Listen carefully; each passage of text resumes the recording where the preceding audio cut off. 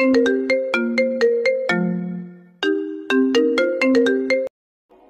সবই ঠিক আছে, তাই বলে কাউকে বাইরের দিক থেকে দেখে বিবেচনা করা উচিত না। আর খাদিজা আন্টির কথা না হয় বাদ, কারণ তার ব্যাপারে তোমার থেকে ভালো কেউই জানে না। হ্যাঁ, তা অবশ্য ঠিক। এই জন্যই তো মিমের সাথে বলার আগে তোর কাছে বললাম। এখন তুই একটু তামিমের ব্যাপারে খোঁজ খবর নে। ইনশাল্লাহ মা, তুমি না হয় মিমি থেকে এইটা জেনে নিও, ওর কেমন ছেলে পছন্দ। ঠিক আছে, তুই যাওয়ার সময় ওরে আমার রুমে পাঠিয়ে দিস। আচ্ছা মা।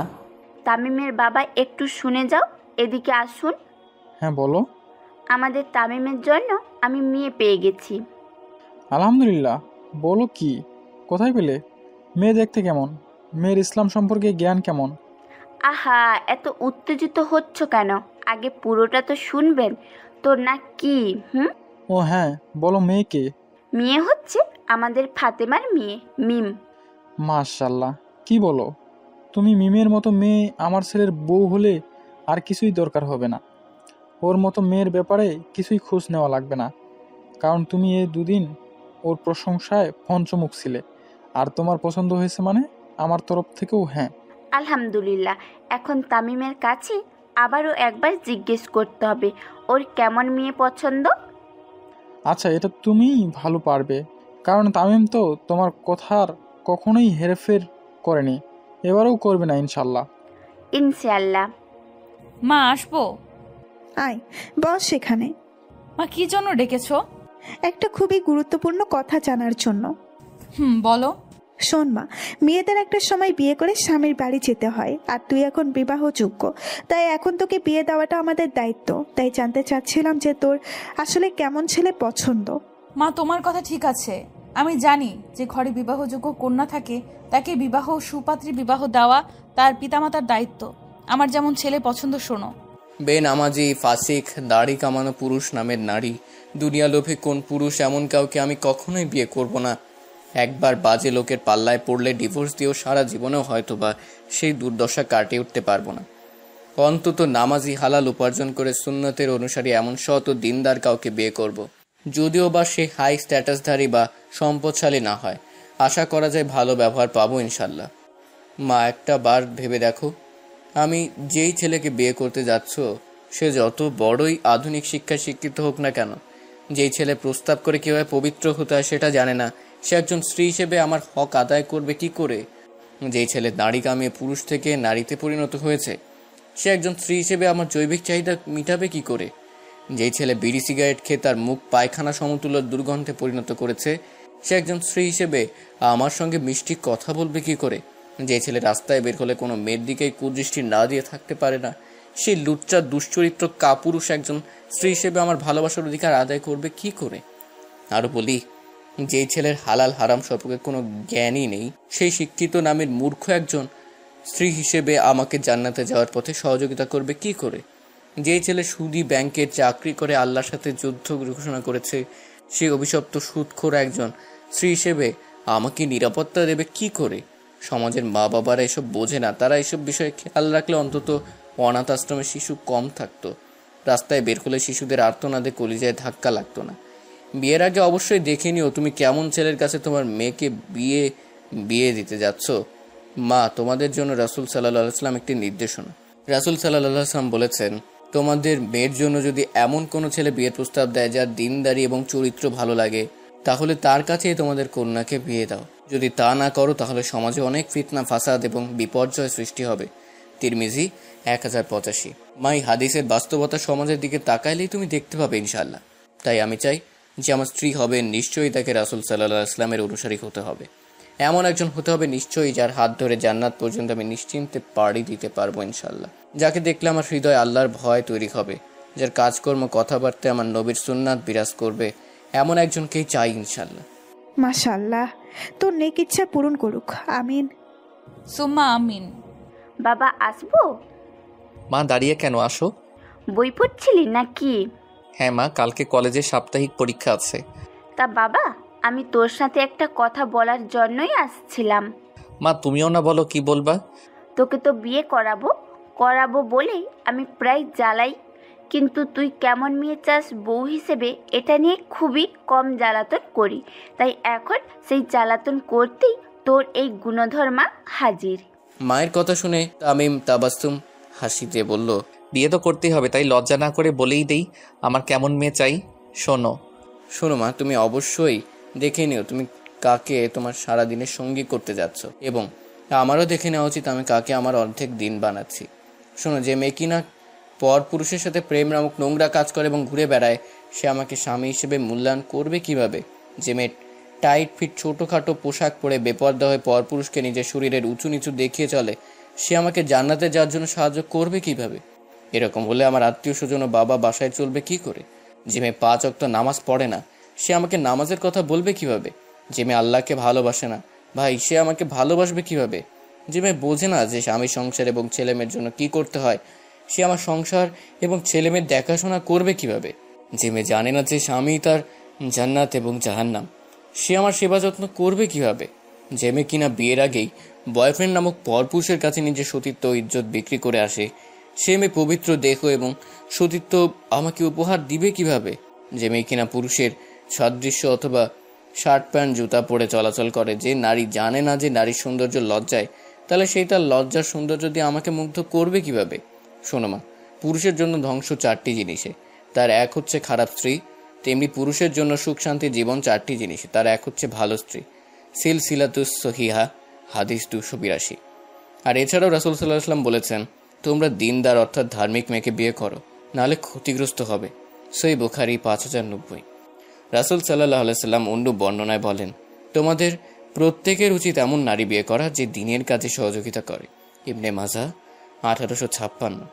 বা আমি এমনই একজনকে চাই যার থেকে আমি ক্ষমা করা শিখতে পারবো, যার সাথে দুনিয়ার হাঁটা শুরু করলে জান্নাতে শেষ হবে, এমনই একজন চাই ইনশাল্লাহ। মাশাআল্লাহ, আল্লাহ তোর নেক আশা পূরণ করুক। তাহার বাড়ি। তাহা, রাতের খাবার খেতে আয় মা। আসছি আম্মু। খাবারের টেবিলে। আচ্ছা আম্মু, একটা কথা জানার ছিল। কি কথা বলো মা? আম্মু, আমি তো খাবার খাওয়ার দোয়া পারি না, তুমি কি জানো? না মানে আমায় বলবা? কেন নয়, শোন তুই। খাবারের সামনে এলে পড়বে উচ্চারণ, আল্লাহুম্মা বারিক লানা ফিমা রাযaqtana ওয়াকিনা আযাবান নার। হে আল্লাহ, আপনি আমাদেরকে যে রিজিক দান করেছেন তাতে বরকত দান করুন এবং আমাদের জাহান্নামের শাস্তি থেকে রক্ষা করুন। খাবার শুরুতে পড়বে উচ্চারণ, বিসমিল্লাহি ওয়া বারাকাতিল্লাহ, অর্থাৎ আল্লাহ তাআলার নামে শুরু করছি এবং আল্লাহ তাআলার বরকতের সাথে খাবার গ্রহণ করছি। বিস্তারিত। আলী ইবনে আবদুল্লাহ রাদিয়াল্লাহু আনহু উমর ইবনে আবু সালামা রাদিয়াল্লাহু আনহু থেকে বর্ণিত, তিনি বলেন, আমি ছোট ছেলে হিসেবে রাসূল সাল্লাল্লাহু আলাইহি সাল্লামের তত্ত্বাবধানে ছিলাম। খাবার বাসনে আমার হাত ছোটাছুটি করত। রাসূলুল্লাহ সাল্লাল্লাহু আলাইহি সাল্লাম আমাকে বললেন, হে বৎস, বিসমিল্লাহ বলে ডান হাতে আহার করো এবং তোমার কাছ থেকে খাও। এরপর থেকে আমি সবসময় পদ্ধতিতেই আহার করতাম। খাবার শেষে পড়বে উচ্চারণ, আলহামদুলিল্লাহিল্লাযী আত'আমানা ওয়া সাকানা ওয়া জাআলানা মিনাল মুসলিমিন, অর্থ সকল প্রশংসা আল্লাহ তাআলার জন্য, যিনি আমাদের পানাহার করিয়েছেন এবং আমাদেরকে মুসলমান বানিয়েছেন। জাজাকিল্লাহু খয়রুন মা, তুমি কত ভালো, আলহামদুলিল্লাহ। অথচ তোমার মেয়ে হয়ে আমি একটা অপদার্থ, মন খারাপ করে। ও ইয়াক, এইভাবে বলতে নেই মা। তুই কি জানিস, তোর এই জানার আগ্রহ দেখেই আমি আলহামদুলিল্লাহ কতটা খুশি। আল্লাহ আমার দোয়া কবুল করেছেন। তোর ছোটবেলা থেকেই আমার স্বপ্ন তোকে সদকা জারিয়া হিসেবে রেখে যাওয়ার, ইনশাআল্লাহ। আলহামদুলিল্লাহ, ইনশাআল্লাহ আম্মু। এখন স্বপ্ন দেখার দিন শেষ, স্বপ্ন পূরণের দিন শুরু, ইনশাআল্লাহ। ইনশাআল্লাহ। নে এবার খাবারটা খা। ইনশাআল্লাহ। খাবার শেষ করে তাহা রুমে এসে ফ্রেশ হয়ে উজু করে নিল, উজুর সালাত আদায় করে নিল, তারপর ঘুমানোর আগের আমলগুলো করে নিল। রাত 3:15 অ্যালার্ম দিয়ে রাখলো তাহাজ্জুদ সালাত আদায়ের জন্য। হঠাৎই মনে পড়ল মিম বলছিল আমাতুল্লাহ আসমা হুমায়রা আপুর সাথে ফেসবুকে অ্যাড হয়ে থাকতে। উনি নাকি মিমের প্রিয় লেখিকা, কিন্তু ওই মহিলা আমার রিকোয়েস্ট ঝুলিয়ে রাখছে। যাই এখন একটু দেখে আসি গ্রহণ করলো কিনা। যেই ভাবা সেই কাজ। আলহামদুলিল্লাহ আলহামদুলিল্লাহ আলহামদুলিল্লাহ, আপু গ্রহণ করছে। যাই ওনার টাইমলাইন একটু দেখি তো। মাশাল্লাহ, একটা পোস্ট দেখে তাহা হা হয়ে গেছে। পোস্টটা ছিল এমন: আসসালামু আলাইকুম ওয়া রাহমাতুল্লাহি ওয়া বারাকাতুহু। সালামের উত্তর দেওয়া ওয়াজিব। আসুন জেনে নেই আমার ভাগ্য কি আমার হাতে। The lamb thy reared tombs to bleed today. Had he thy vision, would he speak and play? Flesh to the last, he crops the flowery flood, and licks the hand just raised to shed his blood. Oh, blindness to the future, kindly given, that each may fill the circle marked by heaven. কবি Alexander পোপের এই চিত্রকল্পটি যখন প্রথম পড়েছিলাম তখন আমি ইসলাম বোঝা শুরু করিনি, কিন্তু ব্যাপারটা আসলে খুব মনে ধরেছিল। একটা ভেড়া যদি জানতো আজ তার জীবনের শেষ দিন, সে কি লাফিয়ে লাফিয়ে খেলা করতে পারত? সে কি তার এতদিনের পালক কিন্তু ভবিষ্যৎ হন্তারকের হাত থেকে খাবার খেতে পারত? আসলে আল্লাহ অনেক দয়া করে ভাগ্যকে আমাদের সামনে অজানা রেখেছেন, নয়তো আমরা একটি দিনও চলতে পারতাম না। জ্ঞান প্রকাশের আকাঙ্ক্ষা যাদের মধ্যে প্রবল, তাদের বিতর্কের একটা প্রিয় বিষয় হচ্ছে ভাগ্য। অবশ্য শুধু পণ্ডিত নয়, ভাগ্য নিয়ে চিন্তাভাবনা করে সাধারণ মুসলিমরাও বিপদে পড়ে যায় প্রায়। ভাগ্য অদৃশ্য জগতের ব্যাপার। অতীতকে আমরা দেখি, কিন্তু ভবিষ্যতে কি হবে তা কেউ জানে না। হস্ত বিশারদ নামের কিছু বদ্ধ উন্মাদ ভবিষ্যৎ জানার দাবি করে, কিন্তু এদের একটা কথা মেলে তো 10টা মেলে না। আরে ভবিষ্যৎ জানলে তো লটারির টিকিট বা সস্তা শেয়ার কিনে বড়লোক হওয়া উচিত। মানুষের হাত ধরে ধাপ্পাবাজি কেন করা? মানুষ আসলে ভবিষ্যৎ জানে না। ভবিষ্যতের জ্ঞান একমাত্র আল্লাহর কাছে আছে, আর কারো কাছে নেই। ইসলামে ভাগ্য সম্পর্কে শিক্ষাটা খুব স্পষ্ট, যা প্রত্যেক মুসলিমের জন্য অর্জন করা দরকারি। এতটাই জরুরি যে একে ঈমানের স্তম্ভ বলা হয়েছে। প্রায়োগিক জীবনে শিক্ষার সুফল এতে জীবন সহজ হয়। খুব কষ্টের মুহূর্তগুলোকে ইসলামের পরশ পাথর দিয়ে বদলে দেওয়া যায়। আরবিতে ভাগ্যকে কদর বলা হয়। মুসলিম হিসেবে এর ভালো খারাপ ফলাফলে বিশ্বাস ঈমানের অঙ্গ। কদরের 4টি স্তর আছে। 1. জ্ঞান। আল্লাহর জ্ঞান অসীম। তিনি সৃষ্টি করার আগে থেকেই সবকিছু জানেন। পৃথিবী শুরু থেকে ধ্বংস অবধি কি হবে আর কি হবে না, কিভাবে হবে, কেন হবে, সব তিনি জানেন। 2. কিতাব। আল্লাহ কিয়ামত পর্যন্ত যা ঘটবে তার সবকিছু লাউহে মাহফুজ নামের একটি কিতাবে লিখে রেখেছেন। 3. ইচ্ছে। আল্লাহ যা ইচ্ছে করেন তাই হয়, কোনো কিছুই তার ইচ্ছের বিরুদ্ধে হয় না। আবার তিনি যা ইচ্ছে করেন না, তা হয় না। 4. সৃষ্টি। আল্লাহ আমাদের যেমন সৃষ্টি করেছেন তেমন আমাদের সব কাজ, সব কথাও তিনিই সৃষ্টি করেছেন। আল্লাহ মানুষকে সৃষ্টি করার পাশাপাশি সে জীবনে কি করবে, কতদিন বাঁচবে, কি খাবে, কোথায় জন্মাবে, কোথায় মারা যাবে ইত্যাদি সব কিছু ঠিক করে রেখেছেন। আল্লাহ যা ঠিক করে রেখেছেন তার বাইরে কিছুই হবে না। আল্লাহ যা চান সেটা হবেই, কেউ সেটা ঠেকাতে পারবে না। আর আল্লাহ যা চান না সেটা কোনোভাবেই হবে না। সমস্ত পৃথিবীর মানুষ একসাথে চেষ্টা করলেও সেটা হবে না। আল্লাহ মানুষ ও দিনকে এমন কিছু দিয়েছেন যা অন্য কাউকে দেননি, সেটা হলো ইচ্ছে শক্তি। অতএব যার ইচ্ছে সে এটার থেকে উপদেশ গ্রহণ করুক। আল্লাহ ইচ্ছে শক্তি দেওয়ার সাথে সাথে 2 ধরনের পথ দেখিয়ে দিয়েছেন, সৎ ও মন্দ। আল্লাহ মানুষকে আদেশ করেছেন সে যেন ভালো পথে চলে আর খারাপ পথে না চলে, কিন্তু মানুষ কোন পথে চলবে সেটা আল্লাহ মানুষের উপর ছেড়ে দিয়েছেন। তিনি মানুষকে 2 পথেই চলার ক্ষমতা দিয়েছেন, ভালো কাজ করার শক্তি দিয়েছেন, তেমনি খারাপ কাজ করারও শক্তি দিয়েছেন। কিন্তু তিনি মানুষকে তার পছন্দ অপছন্দের কথা জানিয়ে দিয়েছেন। যে ভালো পথ বেছে নেবে, ভালো কাজ করবে, তাকে আল্লাহ পুরস্কার দেবেন, আর যে খারাপ কাজ করবে, খারাপ পথে চলবে, তাকে তিনি সেজন্য শাস্তি দেবেন। আল্লাহ যদিও পছন্দ করেন না যে খারাপ মানুষ খারাপ কাজ করুক, তবুও যেহেতু তিনি মানুষকে স্বাধীন ইচ্ছে শক্তি দিয়েছেন, তাই তিনি সেই অপছন্দনীয় কাজটি করার সামর্থ্য এবং প্রেক্ষাপট তৈরি করে দিয়েছেন। আল্লাহ জানেন মানুষ কি করবে, কিন্তু মানুষ নিজের ইচ্ছেতেই সেটা করবে। একটা ছাত্র একেবারেই পড়াশোনা করে না, তার শিক্ষক তার পড়াশোনার অবস্থা দেখে বললেন যে এই ছেলে পরীক্ষায় খারাপ করবে। ফল বের হবার পর দেখা গেল সত্যি সত্যি সে পরীক্ষায় ফেল করেছে। তাহলে পরীক্ষায় খারাপ করার জন্য কি সেই শিক্ষক দায়ী না সেই ছাত্র দায়ী? অবশ্যই সে ছাত্র দায়ী। কিন্তু ঠিক সেরকম আল্লাহ জানেন যে কে ভালো কাজ করবে আর কে খারাপ কাজ করবে, কিন্তু যেহেতু তার জ্ঞান কাউকে বাধ্য করেনি, তাই যে যার নিজের কাজের জন্য দায়ী থাকবে। একজন মানুষ কামারের কাছ থেকে একটা বটি কিনে আনলো। এই বটি দিয়ে সে একদিন রাগের বশে তার স্ত্রীকে আঘাত করে মেরে ফেলবো। এই ঘটনায় বটি তৈরির কারণে কি আমাদের কামারকে অভিযুক্ত করা যাবে? ছুরি বটি ছাড়া রান্নাঘর চলে না, তার বেশিরভাগ ব্যবহারই উপকারী। কিন্তু এটা দিয়ে যদি কেউ মানুষ মারে তাহলে বুঝতে হবে দোষটা উপকরণের নয়, ব্যবহারকারী। ঠিক তেমন আল্লাহ আমাদের বুদ্ধি বিবেক অঙ্গ প্রত্যঙ্গ তৈরি করে দিলেন, খাবারের মাধ্যমে শক্তি দিলেন এবং কোনো একটা প্রেক্ষাপট এনে উপস্থিত করলেন। তিনি আমাদের কাজের স্রষ্টা হলেও আমরা কি করব সেটা আমরাই সিদ্ধান্ত নিয়েছি। মানুষ যেহেতু ভবিষ্যৎ জানে না, তাই তার কর্তব্য যখন আল্লাহ তাকে কোনো পরিস্থিতিতে ফেলেন তখন কুরআন এবং সুন্নাহর মোতাবেক আল্লাহর পছন্দ অনুযায়ী কাজ করা, আপন প্রবৃত্তিকে তোষণ না করা। যেমন একটা বাড়িতে বেড়াতে গিয়ে আমি দেখলাম সুন্দরী বাছাই প্রতিযোগিতা চলছে, আবার ঘরের কোণে কুরআনুল কারীমের একটা অনুবাদও পেলাম। আল্লাহ মানুষকে দিয়ে টেলিভিশন তৈরি করিয়েছেন, এর অনুষ্ঠানগুলো তৈরি করিয়েছেন এবং এর চলার জন্য দরকারি শক্তি বিদ্যুতের উৎস সৃষ্টি করেছেন। আবার কুরআনের বাণী আল্লাহ নিজের, তিনি আলেমদের দিয়ে অনুবাদ করিয়ে নিয়েছেন, বিজ্ঞানীদের দিয়ে ছাপাখানা তৈরি করিয়ে নিয়েছেন। এখন আমি কি করব সেটা আল্লাহ পরীক্ষা করে পুরস্কার অথবা শাস্তি দেবেন। আমি যদি টিভিতে মেয়েদের নিলামে তোলার আয়োজন দেখি তাহলে শাস্তি পেতে হবে। যদি আমি সময় কোরআন পড়ে সময়টা পার করি তাহলে আল্লাহ আমাকে সেজন্য পুরস্কার দেন। কিছু প্রশ্ন ও ভুল ধারণা। যদি আল্লাহ সবই জানেন তাহলে তিনি সবকিছু সৃষ্টি করতে গেলেন কেন? উত্তর, জান্নাতে যাওয়া যাদের নিশ্চিত, তাদের জান্নাত দিলে তারা যে কিছু ভালো কাজ করে, কিছু ত্যাগের বিনিময়ে, প্রচেষ্টার বিনিময়ে জান্নাত পেয়েছে সেটা থাকতো না। কিন্তু দুনিয়ার জীবন পার হয়ে যখন মানুষকে জান্নাত দেওয়া হবে, তার বুঝতে পারবে তারা কতটুকু কষ্ট করেছে আর তার বদলে কত বড় পুরস্কার পেয়েছে।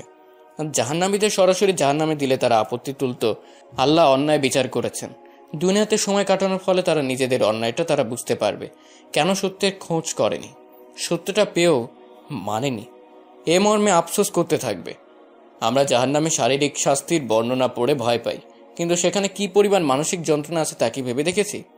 কেনই খারাপ কাজটা করেছিলাম, কেনই ভালো কাজটা করিনি, এই পরিতাপের মানসিক যন্ত্রণা এত ভয়াবহ যে মানুষ সারা জীবন করা একটা ভুলের হিসেব না মেটাতে পেরে আত্মহত্যা করে। কিন্তু সারাটা জীবন যখন মিথ্যে হয়ে যায়, সারাটা জীবন যখন পরিতাপের কারণ হয়ে যায়, তখন অনুভূতিটা কি ভীষণ ভয়াবহ ভাবা যায়। 2. আল্লাহ খারাপ কাজ বা কথা সৃষ্টি করলেন কেন? ভালো একজন সত্তাকে খারাপ কিছু সৃষ্টি করতে পারে? উত্তর, আল্লাহ যা সৃষ্টি করেছেন তা হয় পুরোপুরি ভালো অথবা অল্প খারাপ, বেশি ভালো। এর মানে আল্লাহ খারাপ কোনো কিছু সৃষ্টি করেনি। তিনি যা সৃষ্টি করেছেন তার কিছুর কোনো খারাপ দিক থাকতে পারে, কিন্তু সেটারও ভালো দিক অনেক বেশি। একটা হাদিস সে আমরা এই প্রমাণ পাই। রাসূলুল্লাহ সাল্লাল্লাহু আলাইহি সাল্লাম সেখানে তার সাহাবাদের নিয়ে বসতেন। সেখানে একটা ছোট ছেলে খেলা করত। ছেলেটার বাবা রাসূলের সাহাবাদের সাথে বসে রাসূল সাল্লাল্লাহু আলাইহি সাল্লামের কথা শুনতেন। বেশ কয়েকদিন ধরে তিনি দেখলেন যে সেই লোক আর সেই বাচ্চা কেউই আসে না। তিনি সাহাবাদের জিজ্ঞেস করে জানলেন যে ওই বাচ্চাটা মারা গেছে, আর সেজন্য ওই লোকটা এত কষ্ট পেয়েছে যে সে আসছে না। রাসূল সাল্লাল্লাহু আলাইহি সাল্লাম তখন ওই লোকটার সাথে কথা বললেন। তিনি লোকটাকে জানালেন যে যদি রাসূল সাল্লাল্লাহু আলাইহি সাল্লাম দোয়া করেন তবে বাচ্চাটাকে আল্লাহ আবার জীবন ফিরিয়ে দেবেন। তবে লোকটি যদি ধৈর্য ধরে তবে ওই বাচ্চাটি তাকে জান্নাতে নিয়ে যাবে। মৃত্যু একটা কষ্টকর ব্যাপার তা ঠিক, কিন্তু জান্নাতে যাওয়ার আনন্দের তুলনায় মৃত্যু কিছুই নয়। তাই আমাদের কাছে কোনো জিনিস খারাপ মনে হলো আসলে সেটা খারাপ না, তার ভালো কোনো দিক আছে। কিন্তু আমরা মানুষেরা সময়ের খুব ছোট একটা অংশ দেখতে পাই বলে আমরা কখনোই আল্লাহর সব কাজের কারণ বুঝতে পারবো না। শয়তানকে যদি সৃষ্টি না করা হতো তাহলে মানুষ দুনিয়াতে পরীক্ষাও দিতে পারতো না, জান্নাতের মতো অকল্পনীয় একটা পুরস্কারও পেত না। তাই শয়তান আপাত দৃষ্টিতে খারাপ হলেও আদতে সে আমাদের জান্নাতে যাওয়ার একটা পরীক্ষা মাত্র। 3. আল্লাহ অবিশ্বাসীদের অন্তর তালাবদ্ধ করে রেখেছেন বলে তারা সত্যটা বুঝতে পারছেন না। উত্তর, বরং ব্যাপারটা উল্টো। কোরআনের যত জায়গায় অন্তর তালাবদ্ধ করার কথা এসেছে সবখানে কোনো অপরাধে আল্লাহ মোহর মেরেছেন তা বলে দিয়েছেন। যেমন সূরা বাকারা শুরুতে আল্লাহ আল্লাযীনা কাফারু, অর্থাৎ যারা অবিশ্বাস করেছে এই কথা বলে তাদের অপরাধ স্পষ্ট করে নিয়েছেন। তারপর তিনি আপন রসুলকে এই বলে সান্ত্বনা দিচ্ছেন যে এমন মানুষদের সাবধান করা আর না করার মধ্যে কোনো পার্থক্য নেই, কারণ তারা তাদের অবিশ্বাসের উপর এতটাই দৃঢ় প্রতিজ্ঞ যে আল্লাহ তাদের অন্তরে তালা মেরে দিয়েছেন, শ্রবণ দৃষ্টিশক্তিতে পর্দা দিয়ে রেখেছেন। সুতরাং এ ধরনের মানুষের সাথে সময় নষ্ট করার দরকার নেই, তাদের প্রত্যাখ্যানে ব্যথিত হবারও কিছু নেই।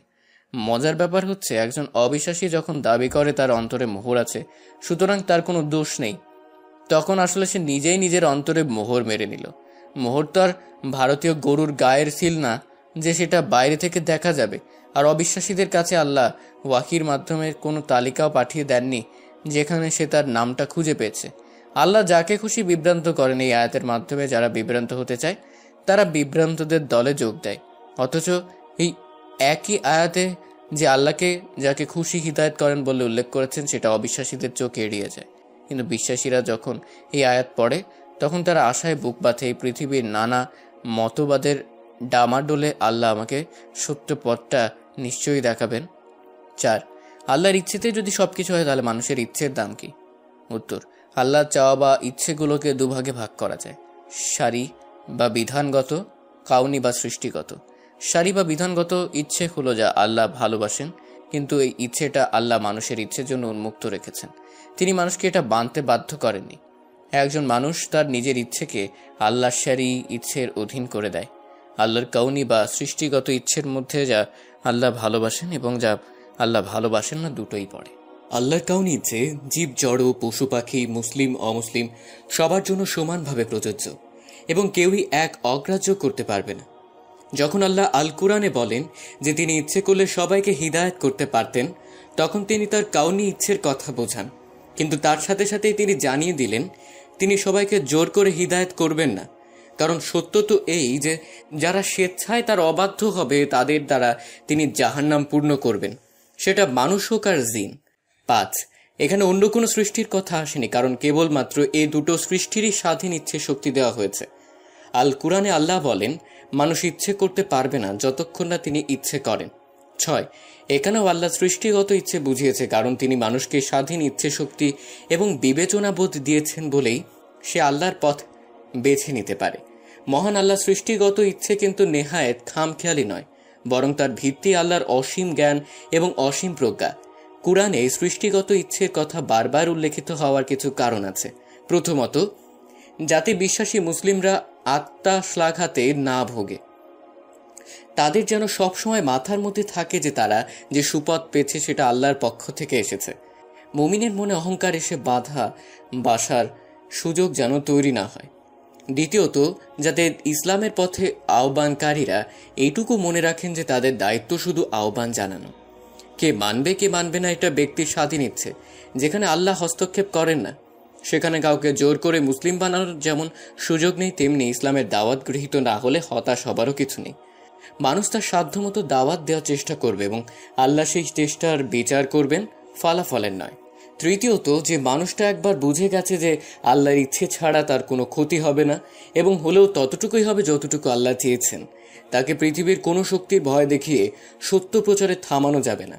যে মানুষটা বুঝে গেছে যে আল্লাহর ইচ্ছে ছাড়া তার কোনো উপকার কেউ করতে পারবে না এবং পারলেও ততটুকুই পারবে যতটুকু আল্লাহ চেয়েছেন, তাকে পৃথিবীর কোনো কিছুর লোভ দেখে অন্যায় কাজে লিপ্ত করা যাবে না। এটা ইমানের সর্বোচ্চ শিখর, যেখানে উঠতে পেরেছিলেন বলে সাহাবারা অর্ধ শতাব্দীর কম সময় অর্ধ পৃথিবীতে ইসলামের বাণী পৌঁছে দিতে পেরেছিলেন। চতুর্থত, পার্থিব জীবনে সুখী থাকা। রাসূলুল্লাহ সাল্লাল্লাহু আলাইহি ওয়াসাল্লাম বলেন, আদম সন্তানের সুখ নির্ভর করে তার প্রাপ্তি নিয়ে সন্তুষ্ট থাকার উপরে। আদম সন্তানের দুঃখ ইস্তিখারা না করাতে, প্রাপ্তি নিয়ে অসন্তুষ্ট থাকাতে। 7, মানুষকে মেনে নিতে হবে যে তার ভাগ্যে যা আছে তা আল্লাহ সৃষ্টি করেছেন তাকে, তাই যে কোনো অবস্থাতেই আল্লাহর উপর খুশি থাকতে হবে। আমাদের দায়িত্ব হচ্ছে আল্লাহ আমাদের ভাগ্যে যা রেখেছেন তা খুশি মনে মেনে নেওয়া। কোনো বিপদে মন খারাপ না করে আল্লাহকে ধন্যবাদ দিতে হয়, তার প্রশংসা করতে হয়, কারণ এর চেয়ে বড় বিপদ তিনি দিতে পারতেন। আল্লাহ যখন কোনো মানুষের জীবনে কোনো বিপদ বা দুঃখ কষ্ট দেন তখন তার 3টি ভালো দিক থাকে।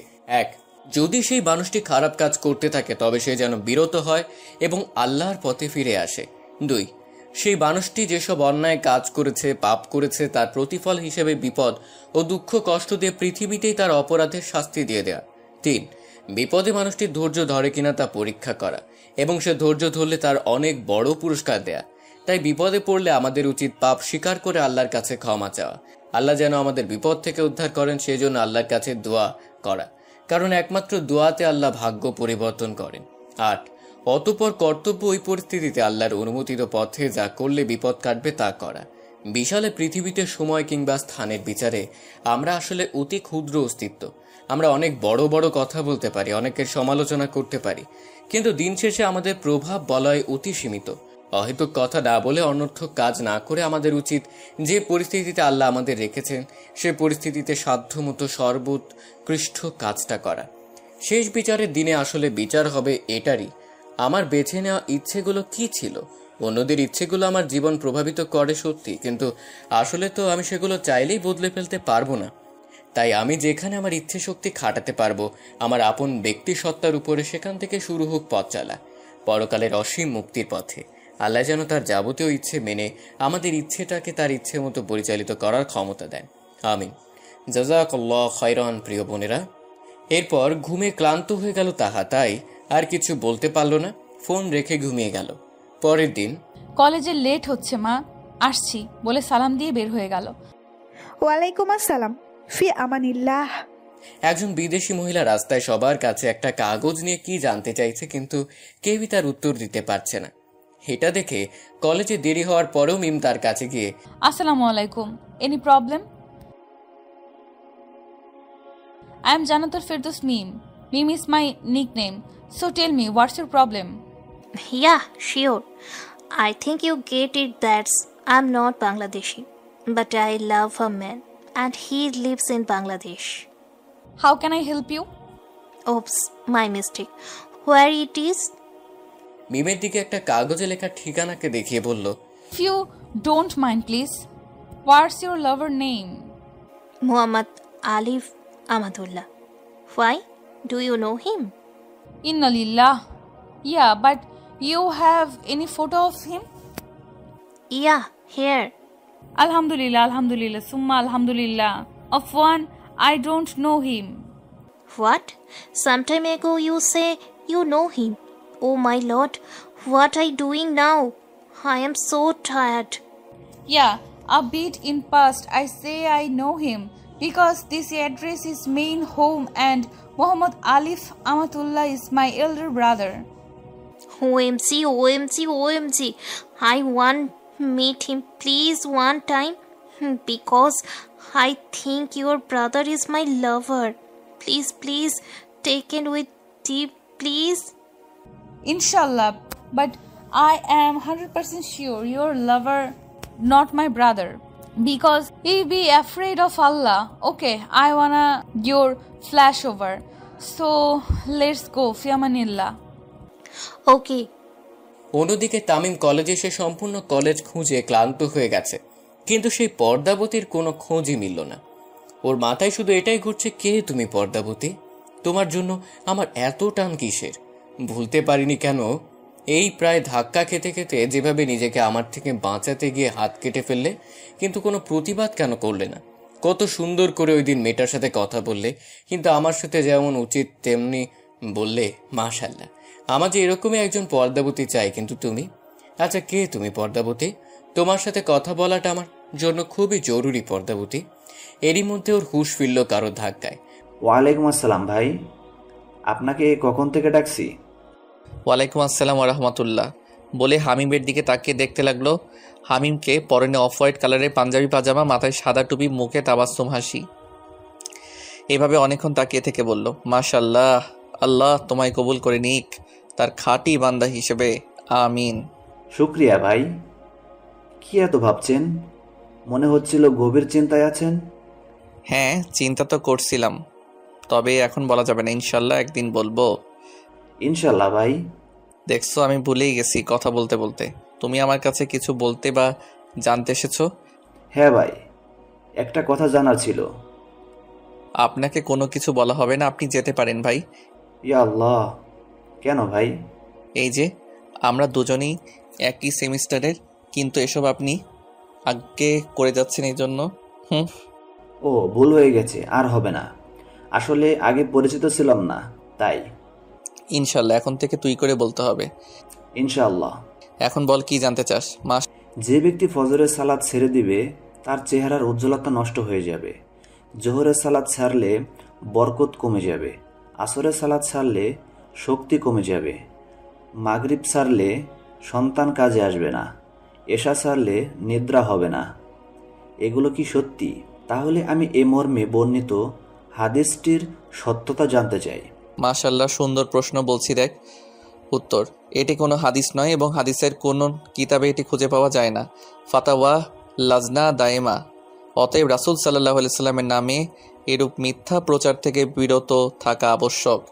রাসূল সাল্লাল্লাহু আলাইহি ওয়াসাল্লাম বলেন, যে ব্যক্তি এমন কথা বলল যা আমি বলিনি, সে তার স্থান জাহান্নামে করে নিল। বুখারী হাদিস, আয়াত 109। এবার বুঝেছিস? হ্যাঁ, তাহলে কত মানুষ আমার মতো না জেনে এগুলো প্রচার করে বেড়াচ্ছে। আস্তাগফিরুল্লাহ। আচ্ছা হামিম, পারফিউমের ঘ্রাণ পাচ্ছি, তুই দিয়েছিস নাকি? হ্যাঁ, আমার বোন দিচ্ছিল, তখন আমাকে দিয়েছে, কিন্তু আমার এসবের ঘ্রাণ পছন্দ না। মেয়েদের পারফিউম ব্যবহার না করাই ভালো। আবার অনেক পারফিউম আছে যা হারামের সংমিশ্রণে তৈরি, সেগুলো কেউই ব্যবহার করতে পারবে না। কি বলিস ভাই? আমি তো জানি হায়েস অবস্থায় ব্যবহার করা যায়, তাও একটু বুঝিয়ে বলতো। আচ্ছা শোন, নারীদের সুগন্ধি ব্যবহার করা হারাম না, কিছু কিছু ক্ষেত্রে ব্যবহার করা হারাম। তাহলে জেনে নেই কখন সুগন্ধি ব্যবহার করা নারীদের জন্য হারাম। নারীরা যখন বাহিরে বের হবে তখন সুগন্ধি ব্যবহার করা হারাম, কারণগুলো হাদিসের মাধ্যমে জেনে নেই। অনেক নারীরা বাইরে বের হওয়ার সময় পর্দা করে বের হয় ঠিকই, কিন্তু পারফিউম বা অন্য সুগন্ধি ব্যবহার করে। নারীদের বাইরে বের হওয়ার সময় সুগন্ধি ব্যবহার করা সম্পূর্ণ হারাম। এতে পর্দার লঙ্ঘন হয়, এতে করে পর্দা আদায় হয় না। হাদিসে ওইসব নারীদের উপর অভিসম্পাত করা হয়েছে যারা সুগন্ধি মেখে বের হয়। পর্দার সাথে হলেও নারীরা পারফিউম বা সুগন্ধি ব্যবহার করে বাইরে যেতে পারে না, কারণ তাতে ফিতনা সৃষ্টি হওয়ার আশঙ্কা থাকে। সুগন্ধি ব্যবহার করে বাহিরে বের হলে তার উপর যদি কোনো পুরুষ আকৃষ্ট হয় তাহলে যে ব্যভিচারিণীর পর্যায়ে অন্তর্ভুক্ত হবে। রাসূলুল্লাহ সাল্লাল্লাহু আলাইহি সাল্লাম বলেছেন, প্রত্যেক চক্ষুই ব্যভিচারী। আর নারীরা যদি সুগন্ধি ব্যবহার করে কোনো পুরুষের মজলিসের পাশ দিয়ে হেঁটে যায় তবে সে ব্যভিচারিণী। আবু দাউদ, তিরমিজি, নাসাই, ইবনে হিব্বান, ইবনে খুজাইমা, হাকিম, সহিহুল জামে। এমনকি মসজিদে নামাজ পড়ার উদ্দেশ্যে যেতেও সে সুগন্ধি ব্যবহার করতে পারে না। রাসূল সাল্লাল্লাহু আলাইহি সাল্লাম বলেছেন, আল্লাহর বান্দীদেরকে মসজিদে আসতে বারণ করো না, তবে তারা যেন সুগন্ধি ব্যবহার না করে সাদা সিধাভাবে আসে। আহমদ, আবু দাউদ, সজামে ৭৪৫৭। যে নারী সুগন্ধি ব্যবহার করে মসজিদে যাবে সে মহিলার গোসল না করা পর্যন্ত কোনো নামাজ কবুল হবে না। ইবনে মাজাহ ৪০০২। এবার জেনে নিই কখন নারীরা সুগন্ধি ব্যবহার করতে পারবে। নারীদের রূপ ও সৌন্দর্যের সাথে সুগন্ধি হলো স্বামীর মন আকৃষ্ট করার জন্য আজব জাদু। ঘরে একাকিনী অথবা কেবল নারীদের মাঝে থাকলে সুগন্ধি ব্যবহার তার জন্য বৈধ। স্বামীর জন্য ব্যবহার করা হালাল। গোলাপের সৌন্দর্যের সাথে সৌরভের মিলন না থাকলে গোলাপের কদর থাকে না। এই জন্যই স্বামী সোহাগিনী স্ত্রীদের কাছে সুগন্ধি অতি প্রিয় জিনিস। নারীরা সুগন্ধি ব্যবহার করতে পারবে শুধু নিজের জন্য এবং নিজের স্বামীর জন্য। স্বামী যেন তার নিকট থেকে কোনো দুর্গন্ধ না পায় তার খেয়াল রাখতে হয় তাকে। তাই নারীরা স্বামীর সামনে সুগন্ধি ব্যবহার করতে পারবে। আমার প্রিয় বোনেরা, হায়েজের সময় সুগন্ধি ব্যবহার করতে পারে। অনেক সময় দেখা যায় যে হায়েজের সময় শরীর থেকে দুর্গন্ধ আসে, আর এই সময় বেশি গোসল করলে ঠান্ডা লাগার আশঙ্কা থাকে। তাই এই সময়ে সুগন্ধি ব্যবহার করতে পারে। তবে আপুদের খেয়াল রাখতে হবে সুগন্ধি মাখার পর যেন কোনো নন মাহরাম পুরুষ সামনে না আসে, তাহলে আপনি কিন্তু পাপের ভাগীদার হবেন। হাদিসেও আছে হায়েজের পর সুগন্ধি ব্যবহারের কথা। হায়েজ বন্ধ হওয়ার পর সারা শরীর ধুয়ে নেবেন, পরে বস্ত্রখণ্ড বা তুলোর মধ্যে কোনো সুগন্ধি লাগিয়ে লজ্জাস্থানে লাগিয়ে নেবেন। বুখারী তাওহিদ বাব হাদিস ৫৮০৩, মুসলিম ১১৭৭, মিশকাত হাদিস ৪৪৩৭। সুগন্ধি ব্যবহারের ক্ষেত্রে সতর্কতা অবলম্বন করবেন। হারাম উপাদান দ্বারা তৈরি সুগন্ধি ব্যবহার করা সম্পূর্ণ হারাম। অ্যালকোহল দ্বারা তৈরি সুগন্ধি ব্যবহার করা হারাম। জাজাকাল্লাহ খায়রন। ভাইয়া, আপু তো সবসময় ব্যবহার করে, আমি আজই ওকে বুঝিয়ে বলবো ইনশাল্লাহ। ওয়া ইয়াক্কা, ইনশাল্লাহ। এদিকে তাহা আজ কলেজে যায়নি, কারণ মায়ের থেকে অনেক কিছু জানার আছে। তাই সেই সকাল থেকে মায়ের কাছে কথার ঝুড়ি খুলে বসেছে। যেমন, আম্মু, আমায় মহিলাদের নামাজের নিয়ম আর মহিলাদের নামাজের পার্থক্য সম্পর্কে বলো তো। মাশাআল্লাহ, ভালো প্রশ্ন। শোন, মহিলাদের নামাজের নিয়ম আর মহিলাদের নামাজের পার্থক্য। ১. তাকবীরে তাহরিমা বলার সময় উভয় হাত কাঁধ পর্যন্ত ওঠানো। তাবারানি কবির ২২/১৯। ২. হাত কাপড়ের ভিতর হতে বের না করা। তিরমিজি হাদিস নং ১১৭৩। ৩. হাত বুকের উপর রাখা। শামী ১/৪৮৭। ৪. আঙ্গুল সমূহ মিলিয়ে ডান হাতের তালু বাম হাতের পিঠের উপর স্বাভাবিকভাবে রাখা। পুরুষদের মতো বাম হাতের কবজি না ধরা। ফাতোয়া রাহিমিয়া ৭/২২২। ৫. রুকুতে পুরুষদের তুলনায় কম ঝোঁকা। মোসান্নাফে আব্দুর রাজ্জাক হাদিস নং ৫০৬৯। ৬. রুকুতে উভয় বাহু পাঁজরের সঙ্গে পরিপূর্ণ মিলিয়ে রাখা।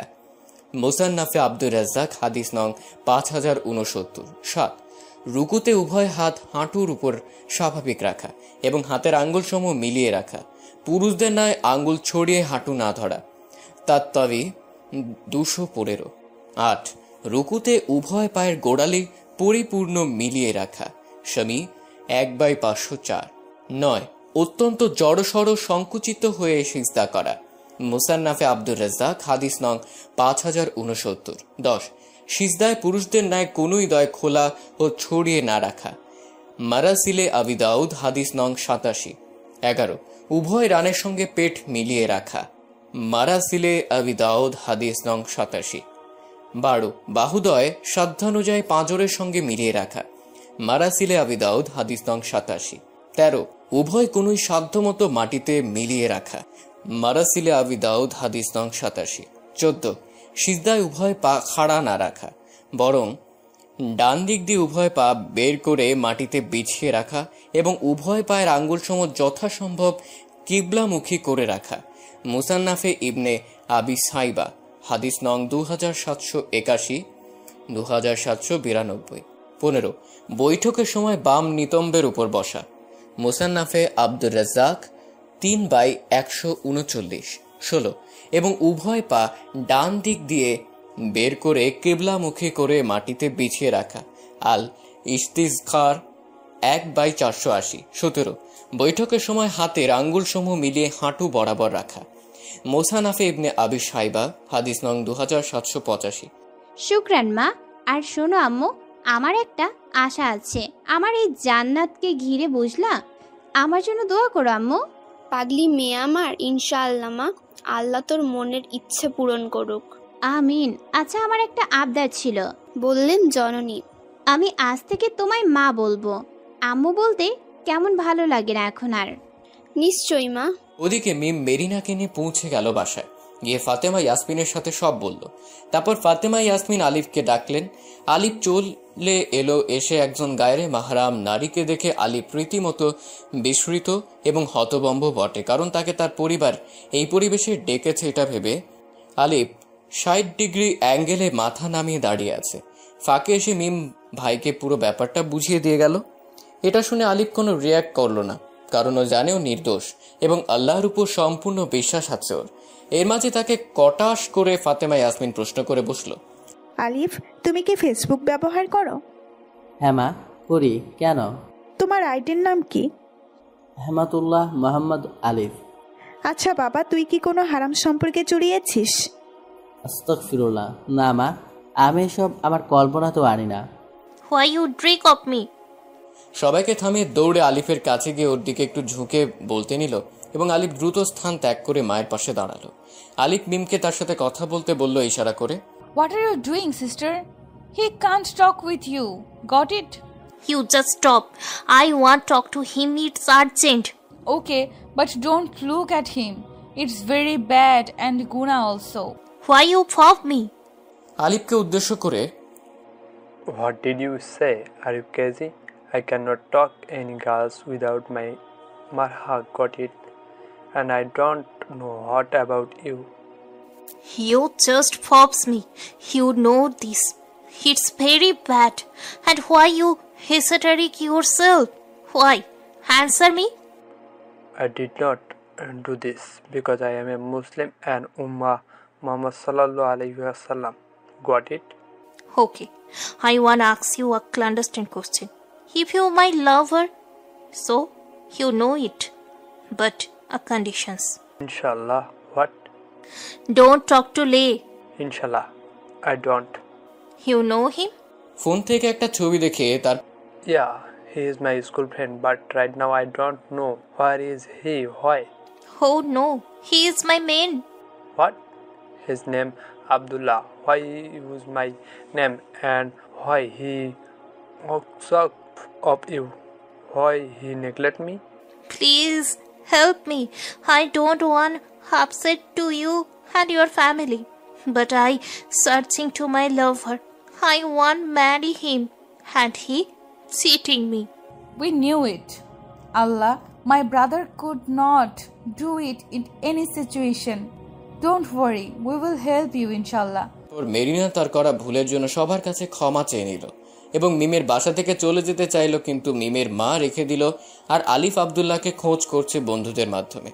যদিও মেরিনা বাংলায় কথা বলতে জানে না, কিন্তু মিমের পরিবারের সবাই ইংরেজি ভাষায় কথা বলতে পারায় খুবই সহজ হয়ে ওঠে তাদের সাথে কথোপকথন। মিম ও ফাতেমা ইয়াসমিন মেরিনাকে মিমের রুমে থাকতে বলে যাতে কোনো সমস্যা না হয়। মেরিনাও সেটা মেনে নেয়। দুপুর হয়ে গেছে, তাই সবাই সালাত আদায় করে খেয়ে ঘুমিয়ে পড়ে। শুধু মিম ও মেরিনা সজাগ আছে। দুজন প্রায় ঘনিষ্ঠ হয়ে উঠেছে, গল্পের আসর জমিয়ে আছে দুজন। ওদিকে বেচারি তাহা কিছু ভালো লাগছে না বলে ঢুকলো ফেসবুকে। নিউজফিডে ঘোরাঘুরি করছে, হঠাৎ একটা পোস্ট দেখেও থমকে গেল। পোস্টটি ছিল এমন: কিয়ামতের ভয়াবহতা। জন্মের মাধ্যমে জীবনের শুরু আর মৃত্যুর মাধ্যমে ইহজীবনের পরিসমাপ্তি এবং পরকালীন জীবনের যাত্রা আরম্ভ হয়। কবর বা বারজাখি জীবনের পরে মানুষ কিয়ামতে পার্থিব জীবনের কর্মের হিসাব দিয়ে অনন্ত জীবনের সুখ শান্তি কিংবা আযাব শাস্তি লাভ করবে। আর সেই অনন্ত জীবনের প্রবেশদ্বার হচ্ছে কিয়ামত। এটা এক ভয়াবহ বিষয়, এক কঠিনতম স্থান। কিয়ামতের ভয়াবহতা থেকে মানুষ যাতে সতর্ক সাবধান হয়, এজন্য আলোচ্য নিবন্ধের অবতারণা। কিয়ামত কখন সংঘটিত হবে? কিয়ামত সংঘটিত হওয়ার সংবাদ কেবলমাত্র আল্লাহ তাআলা জানেন। তিনি বলেন, আপনাকে লোকেরা জিজ্ঞেস করে কিয়ামত কখন সংঘটিত হবে, আপনি বলে দিন, এ খবর তো আমার পালনকর্তার নিকটেই রয়েছে, তিনি তা অনাবৃত করে দেখাবেন নির্ধারিত সময়। আসমান ও জমিনের জন্য এটা অতি কঠিন বিষয়, তোমাদের উপর তা হঠাৎ এসে যাবে। তারা আপনাকে জিজ্ঞেস করতে থাকে যেন আপনি তার অনুসন্ধানে লেগে আছেন। বলে দিন, এ সংবাদ তো কেবল আল্লাহর নিকটেই রয়েছে, কিন্তু তা অধিকাংশ লোক উপলব্ধি করে না। আরাফ 186। কিয়ামত কখন কোন তারিখে সংঘটিত হবে তার নির্দিষ্ট করে না জানা গেলেও তা সংঘটিত হওয়ার দিন সম্পর্কে হাদিস এসেছে। আবু হুরায়রা রাদিয়াল্লাহু আনহু থেকে বর্ণিত, তিনি বলেন, রাসূলুল্লাহ সাল্লাল্লাহু আলাইহি সাল্লাম বলেছেন, সূর্য উদিত হয় এমন সকল দিন অপেক্ষা জুম্মার দিন উত্তম। এই দিনে আদম আলাইহিস সালামকে সৃষ্টি করা হয়েছে। এই দিনেই তাকে দুনিয়াতে কসাগ নামিয়ে দেওয়া হয়েছে। এই দিনেই তার কবুল তওবা করা হয়েছে। এই দিনেই তিনি মৃত্যুবরণ করেছেন এবং এই দিনেই কিয়ামত সংঘটিত হবে। কিয়ামত সংঘটিত হওয়ার ভয়ে জুম্মার দিন ফজর হতে সূর্যোদয় পর্যন্ত জিন ও মানুষ ব্যতীত সকল প্রাণী চিৎকার করতে থাকে। জুম্মার দিন এমন একটা সময় আছে, যদি কোনো মুসলমান সালাতরত অবস্থায় তার নাগাল পায় এবং আল্লাহর নিকট কিছু চায়, তাহলে নিশ্চয়ই আল্লাহ তাকে তা দান করবেন। এক, উপরের হাদিস দ্বারা স্পষ্টভাবে প্রমাণিত হয় যে কিয়ামত জুম্মার দিনেই সংঘটিত হবে। এছাড়া কিয়ামত সংঘটিত হওয়ার পূর্বে কিছু নিদর্শন প্রকাশিত হবে। এই সকল নিদর্শন প্রকাশিত হওয়ার পর কিয়ামত সংঘটিত হবে। প্রখ্যাত সাহাবী হুযায়ফা রাদিয়াল্লাহু আনহা বলেন, একদা আমরা পরস্পর কিয়ামত সম্পর্কে আলোচনা করছিলাম। এমন সময় রাসূলুল্লাহ সাল্লাল্লাহু আলাইহি সাল্লাম আমাদের নিকট এসে জিজ্ঞেস করলেন, তোমরা কি বিষয়ে আলোচনা করছো? আমরা বললাম, কিয়ামত সম্পর্কে আলোচনা করছি। তখন নবী করিম সাল্লাল্লাহু আলাইহি সাল্লাম বললেন, 10টি নিদর্শন না আসা পর্যন্ত কিয়ামত সংঘটিত হবে না। আর তা হচ্ছে: 1, ধোঁয়া, যা পূর্ব হতে পশ্চিম প্রান্ত পর্যন্ত এক নাগাড়ে 40 দিন বিস্তৃত থাকবে। 2, দাজ্জাল বের হবে। 3, চতুষ্পদ জন্তু বের হবে। 4, পশ্চিম আকাশ হতে সূর্য উদিত হবে। 5, ঈসা ইবনু মারিয়াম আকাশ হতে অবতরণ করবেন। 6, ইয়াজুজ মাজুজ বের হবে। 7, পূর্বাঞ্চলে ভূমিধস হবে। 8, পশ্চিমাঞ্চলে ভূমিধস হবে। 9, আরব উপদ্বীপে ভূমিধস হবে। 10, সবশেষে ইয়ামান হতে এমন এক আগুন বের হবে যা মানুষকে তাড়িয়ে একটি সমবেত হওয়ার স্থানে নিয়ে যাবে। অপর এক বর্ণনায় আছে, আদন এইডেন এর অভ্যন্তরে হতে আগুন বের হবে যা মানুষকে সমবেত হওয়ার স্থানের দিকে তাড়িয়ে নিয়ে যাবে। অপর এক বর্ণনায় 10ম লক্ষণ সম্পর্কে বলা হয়েছে, এমন বাতাস প্রবাহিত হবে যে বাতাস কাফেরদেরকে নিক্ষেপ করবে। 2, আর বিশেষ করে কিয়ামত তখনই সংগঠিত হবে যখন জমিনে আল্লাহ আল্লাহ বলার কোনো মানুষ থাকবে না। 3, যখন মানুষ আল্লাহ তাআলাকে স্মরণ করবে না, তার দাসত্ব করবে না, তখনই কিয়ামত সংগঠিত হবে। কারণ আল্লাহ জিকির ও ইবাদত হচ্ছে দুনিয়ার স্থায়িত্বের প্রমাণ। আল্লাহ তাআলা দুনিয়ার মধ্য থেকে নেক আমলকারী ব্যক্তি ও সৎ ইমানদার ব্যক্তিদের উঠিয়ে নেবেন এবং খারাপ ও নিকৃষ্ট মানুষের উপর কিয়ামত সংঘটিত করবেন। 4, কিয়ামতের সময় আসমান ও জমিনের অবস্থা। কিয়ামতের সময় আসমান ও জমিনে যা কিছু আছে মহান আল্লাহ নিমিষেই সবকিছু ধ্বংস করে দিবেন। মহান আল্লাহ বলেন, যখন সূর্যকে গুটিয়ে ফেলা হবে তখন তারকাগুলি বিচ্ছিন্ন হয়ে অন্ধকারাচ্ছন্ন হয়ে যাবে, যখন পর্বত সমূহকে চলমান করে দেওয়া হবে, যখন 10 মাসের গর্ভবতী উটনিগুলি ছেড়ে দেওয়া হবে, যখন বন্য জন্তুগুলিকে চারদিক হতে গুটিয়ে একত্রিত করা হবে, যখন সমুদ্র সমূহে আগুন লাগিয়ে দেওয়া হবে। তাকবীর 1 থেকে 6।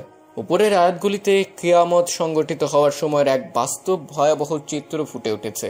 আর সেজন্যই রাসূলুল্লাহ সাল্লাল্লাহু আলাইহি সাল্লাম বলেছেন, যে ব্যক্তি স্বচক্ষে কিয়ামতের বিভীষিকাময় দৃশ্য দেখতে চায় সে যেন সূরা ইনশিকাক, তাকবীর ও ইনফিতার তেলাওয়াত করে।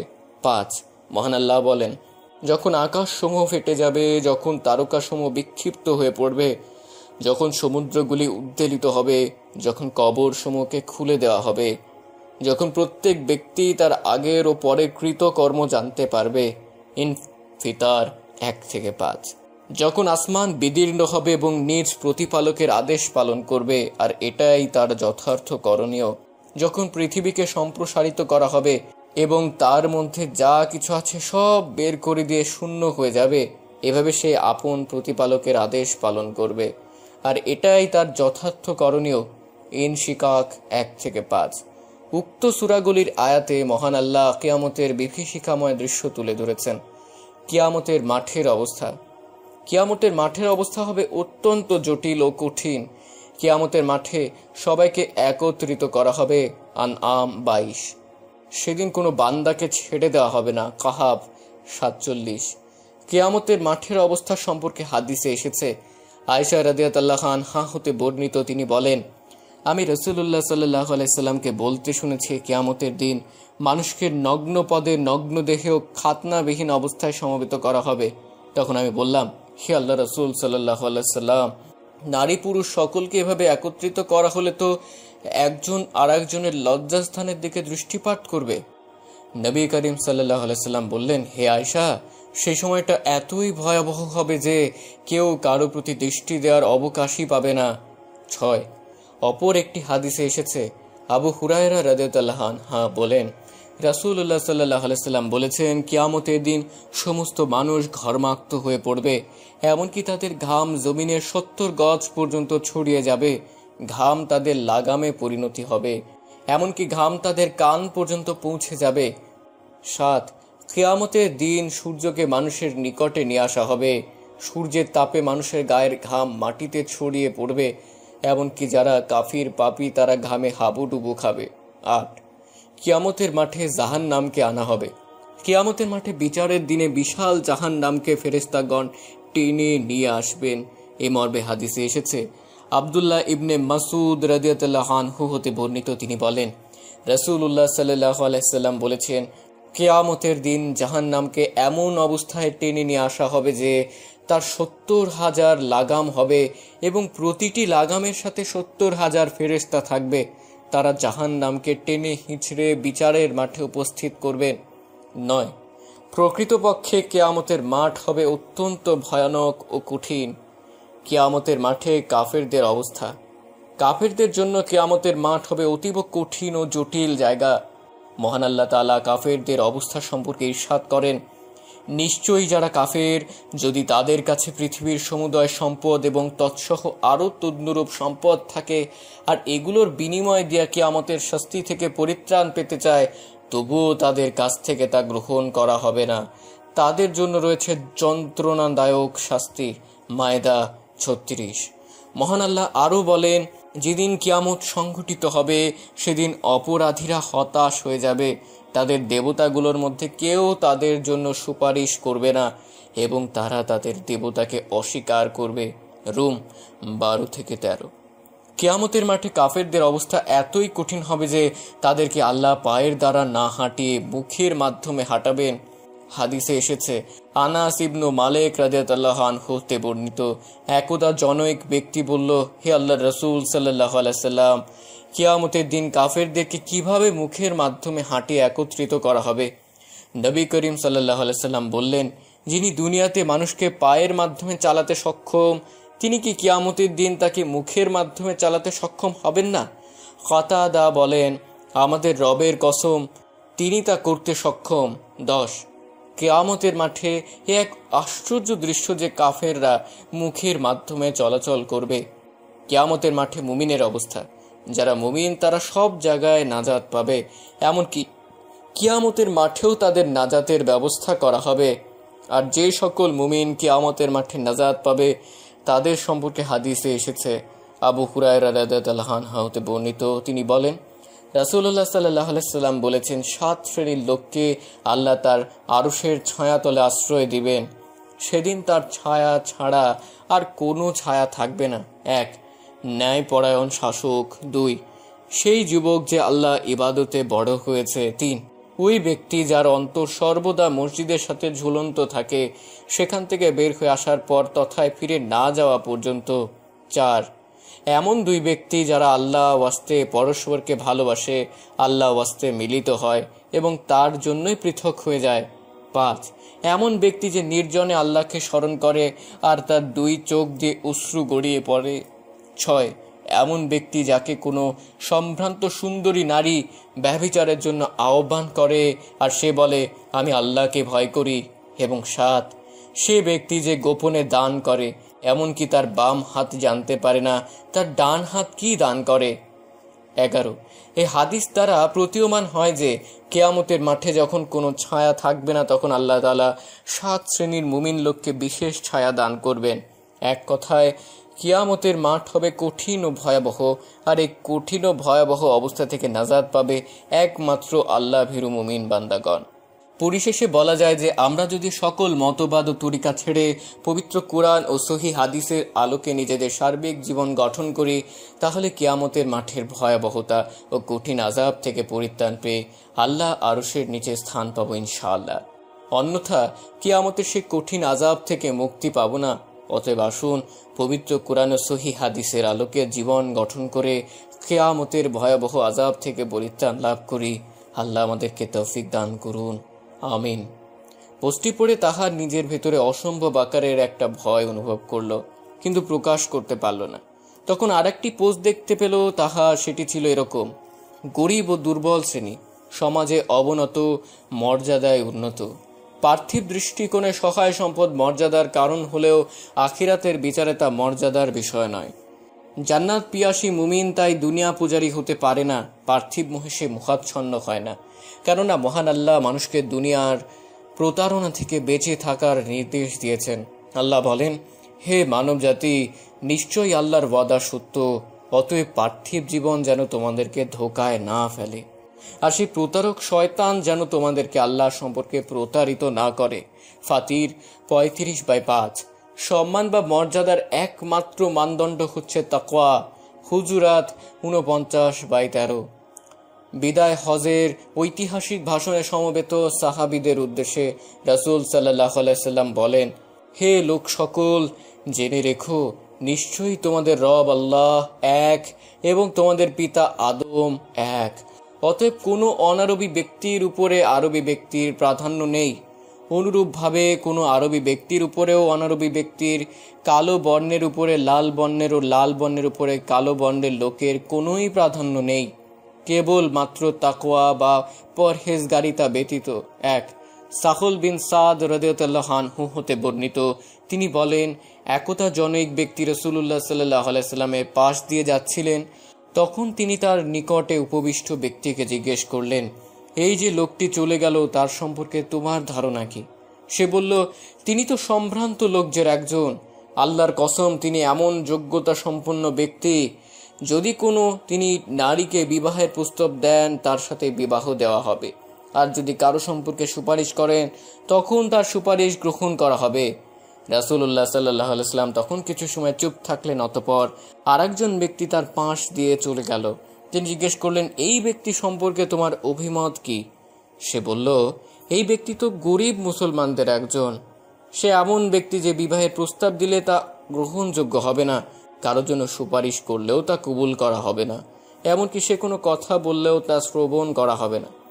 তখন রাসূলুল্লাহ সাল্লাল্লাহু আলাইহি ওয়াসাল্লাম বললেন, এই ব্যক্তি দুনিয়া ভর্তি ওই ব্যক্তির চাইতে, পূর্ববর্তী ব্যক্তির চাইতেও উত্তম। 2. সুতরাং সামাজিক প্রভাব প্রতিপত্তিশীল আমলহীন ফাসিক ব্যক্তি নয়, বরং তাকওয়াশীল আমলে সালে সম্পাদনকারী ব্যক্তির মর্যাদায় আল্লাহর নিকটে বেশি হতে পারে সে গরিব কিংবা ধনী। আলোচ্য নিবন্ধে গরিব ও দুর্বল শ্রেণীর মর্যাদা ও অবস্থান সম্পর্কে আলোকপাত করা হলো। গরিব ও মিসকিনদের ভালোবাসতে রাসূল সাল্লাল্লাহু আলাইহি ওয়াসাল্লামের নির্দেশ। অধিকাংশ মানুষের স্বাভাবিক প্রবণতা হচ্ছে গরিব, মিসকিন ও অসহায়কে অবজ্ঞার চোখে দেখা। এরা অভাব অনটনে যেমন জর্জরিত, তেমনি সম্পদশালীর নিকটে অবহেলিত। এদের পক্ষে কথা বলার কোনো মানুষ নেই তাদের মানসিক কষ্টগুলো ভাগাভাগি করে নেওয়ার মতো কোনো সুজন। সামাজিকভাবে যেহেতু এরা মর্যাদাহীন, তাই ব্যক্তির নিকটও মূল্যহীন। মানুষের ভালোবাসা থেকে এরা নিদারুণভাবে বঞ্চিত। অথচ বিশ্ব মানবতার নবী মুহাম্মদ সাল্লাল্লাহু আলাইহি ওয়াসাল্লাম এই শ্রেণীর লোকদের ভালোবাসার প্রতি গুরুত্বারোপ করেছেন। আবু যর রাদিয়াল্লাহু আনহু হতে বর্ণিত, তিনি বলেন, বন্ধু মুহাম্মদ সাল্লাল্লাহু আলাইহি ওয়াসাল্লাম আমাকে 7টি কাজের নির্দেশ দিয়েছেন। 1. আমি যেন গরিব মিসকিনকে ভালোবাসি ও তাদের নৈকট্য লাভ করি। 2. আমি যেন ওই ব্যক্তির দিকে তাকাই যে আমার চেয়ে নিম্ন স্তরের এবং ওই ব্যক্তির দিকে না তাকাই যে আমার চেয়ে উচ্চ পর্যায়ে। 3. আমি যেন আত্মীয় স্বজনের সাথে সৎ আচরণ করি যদিও তারা একে অন্যকে ছিন্ন করে। 4. আমি যেন কারো নিকটে কিছু যাচাই না করি। 5. আমি যেন সর্বদা ন্যায় ও সত্য কথা বলি যদিও তা তিক্ত হয়। 6. আমি যেন আল্লাহর ব্যাপারে কোনো নিন্দুকের নিন্দাকে ভয় না করি। এবং 7. তিনি আমাকে এই নির্দেশ দিয়েছেন যে আমি যেন অধিকাংশ সময় লা হাওলা ওয়ালা কুওয়াতা ইল্লা বিল্লাহ পাঠ করি, কেননা এই শব্দগুলো আরশের নিচের ভান্ডার থেকে আগত। আবু সাঈদ খুদরি রাদিয়াল্লাহু আনহু হতে বর্ণিত, তিনি বলেন, তোমরা মিসকিনদের ভালোবাসো, কেননা আমি রাসূল সাল্লাল্লাহু আলাইহি সাল্লামকে তার দোয়ায় বলতে শুনেছি, হে আল্লাহ, তুমি আমাকে মিসকিন রূপে জীবিত রাখো, মিসকিন রূপে মৃত্যু দান করো এবং মিসকিনদের দলভুক্ত করো, হাসরের ময়দানে উত্থিত করো। 4. রাসূলুল্লাহ সাল্লাল্লাহু আলাইহি সাল্লাম ও সাহাবীদের জীবনযাপনে দারিদ্রতা। রাসূলুল্লাহ সাল্লাল্লাহু আলাইহি সাল্লাম ও তাঁর সাথীদের জীবনযাপন ছিল অনাড়ম্বর। দরিদ্রতা ছিল তাদের নিত্যদিনের সঙ্গী। খেয়ে না খেয়ে তাঁরা দিনে হক প্রচার ও প্রসারে সর্বাত্মক প্রচেষ্টা নিয়োজিত করেছিলেন। কখনো 2-4টি খেজুর খেয়ে দিনাতিপাত করেছেন, আবার কখনো কখনো একাধারে কয়েকদিন অভুক্ত থেকেছেন।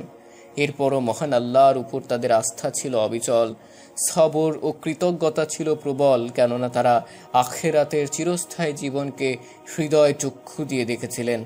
ওমর ফারুক রাদিয়াল্লাহু আনহু হতে বর্ণিত, তিনি বলেন, একদিন আমি রাসূলুল্লাহ সাল্লাল্লাহু আলাইহি সাল্লামের খেদমতে উপস্থিত হয়ে দেখলাম তিনি একটি খেজুর পাতার চাটাইয়ের উপরে শুয়ে আছেন। তার এই চাটাইয়ের মাঝে কোনো চাদর ছিল না। এতে চাটাইয়ের দাগ তার শরীরে লেগে গেল, আর তিনি খেজুর গাছের আঁশ ভর্তি একটি চামড়ার বালিশের উপর ঠেস দিয়েছিলেন। ওমর বলেন, আমি বললাম, হে আল্লাহর রাসূল সাল্লাল্লাহু আলাইহি সাল্লাম, আল্লাহর নিকটে আপনি দোয়া করুন তিনি যেন আপনার উম্মতকে সচ্ছলতা দান করেন। পারসিক ও রোমকদেরকে সচ্ছলতা দান করা হয়েছে, অথচ তারা আল্লাহর ইবাদত করে না।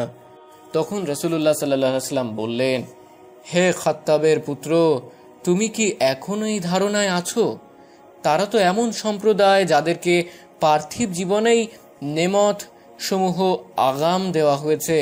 অন্য বর্ণনায় আছে, রাসূলুল্লাহ সাল্লাল্লাহু আলাইহি সাল্লাম বললেন, তুমি কি এতে সন্তুষ্ট নও যে তাদের জন্য দুনিয়া নির্ধারিত হোক আর আমাদের জন্য আখিরাত? আয়েশা রাদিয়াল্লাহু আনহা বলেন, মুহাম্মদ সাল্লাল্লাহু আলাইহি সাল্লামের পরিবারবর্গ লাগাতার 2 দিন জবের রুটি খেয়ে পরিতৃপ্ত হন নাই, আর এই মতাবস্থায় তার মৃত্যু হয়েছে।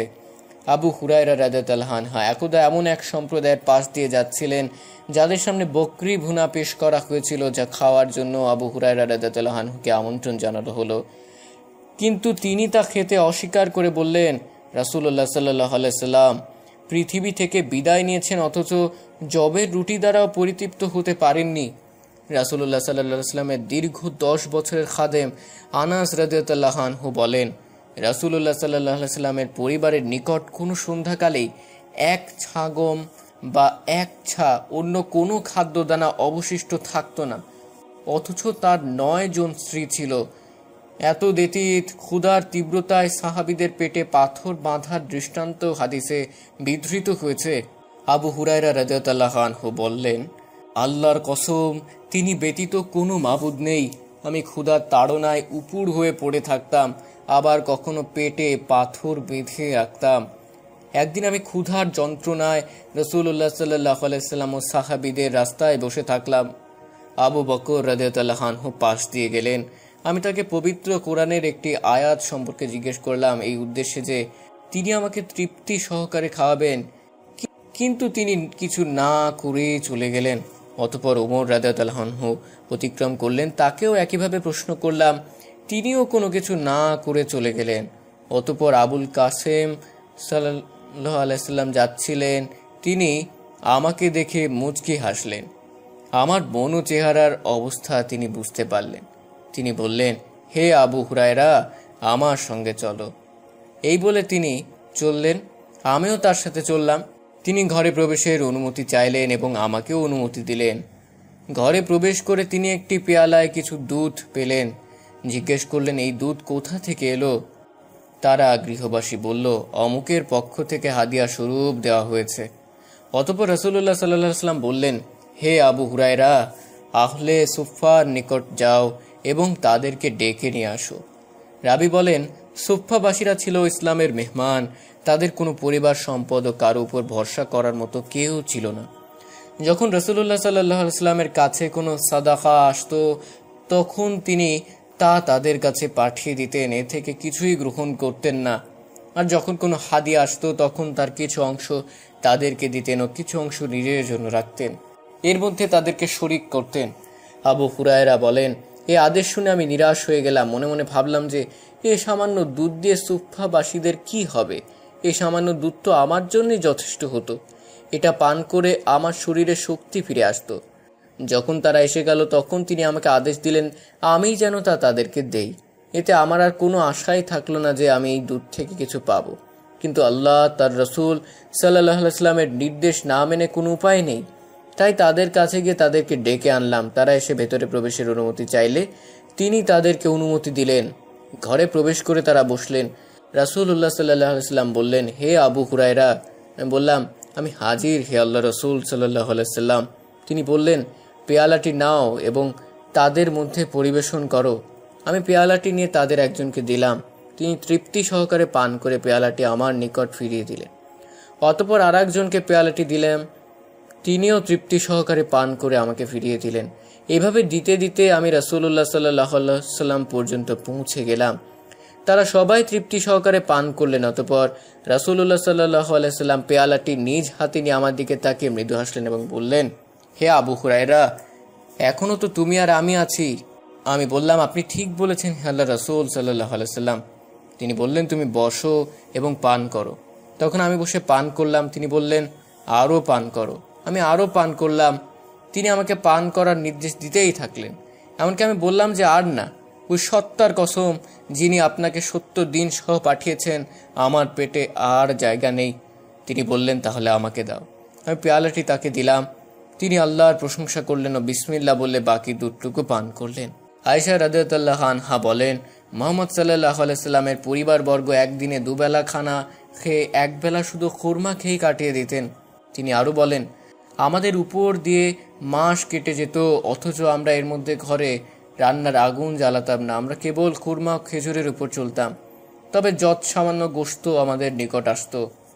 11 অন্যত্র আবু সালামা আয়েশা রাদিয়াল্লাহু আনহা এর বরাতে বর্ণনা করেন, মুহাম্মদ সাল্লাল্লাহু আলাইহি সাল্লামের পরিবার বর্গের কোনো কোনো মাস এমনভাবে অতিবাহিত হতো যে তাদের কারো ঘরের চুলা থেকে ধোঁয়া বের হতে দেখা যেত না। আবু সালামা বলেন, আমি জিজ্ঞেস করলাম তাদের খাবার কি ছিল। তিনি বললেন, 2টি কালো জিনিস, খেজুর ও পানি। তবে আমাদের আনসারি প্রতিবেশীরা ছিল সত্যপ্রিয়। তারা বকরি পালতেন এবং বকরির দুধ উপঢৌকন স্বরূপ রাসূলুল্লাহ সাল্লাল্লাহু আলাইহি ওয়াসাল্লামের জন্য পাঠাতেন। রাবি মুহাম্মদ বিন আমর বলেন, তার পরিবারবর্গ 9 ঘরে বিভক্ত ছিল।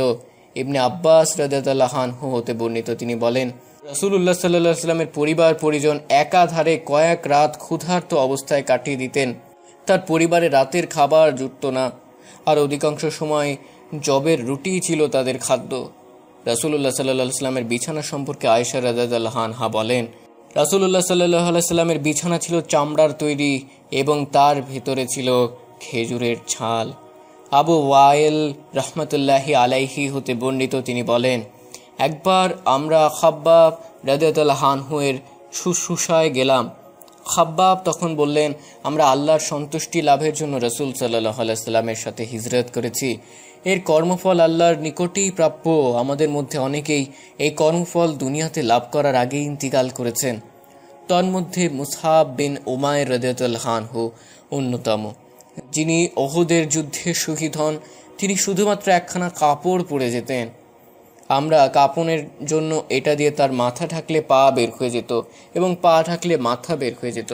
তখন রাসূলুল্লাহ সাল্লাল্লাহু আলাইহি সাল্লাম নির্দেশ দিলেন, এটা দিয়ে তার মাথা ঢেকে দাও এবং পায়ের উপর ইসখির ঘাস দিয়ে ঢেকে দাও।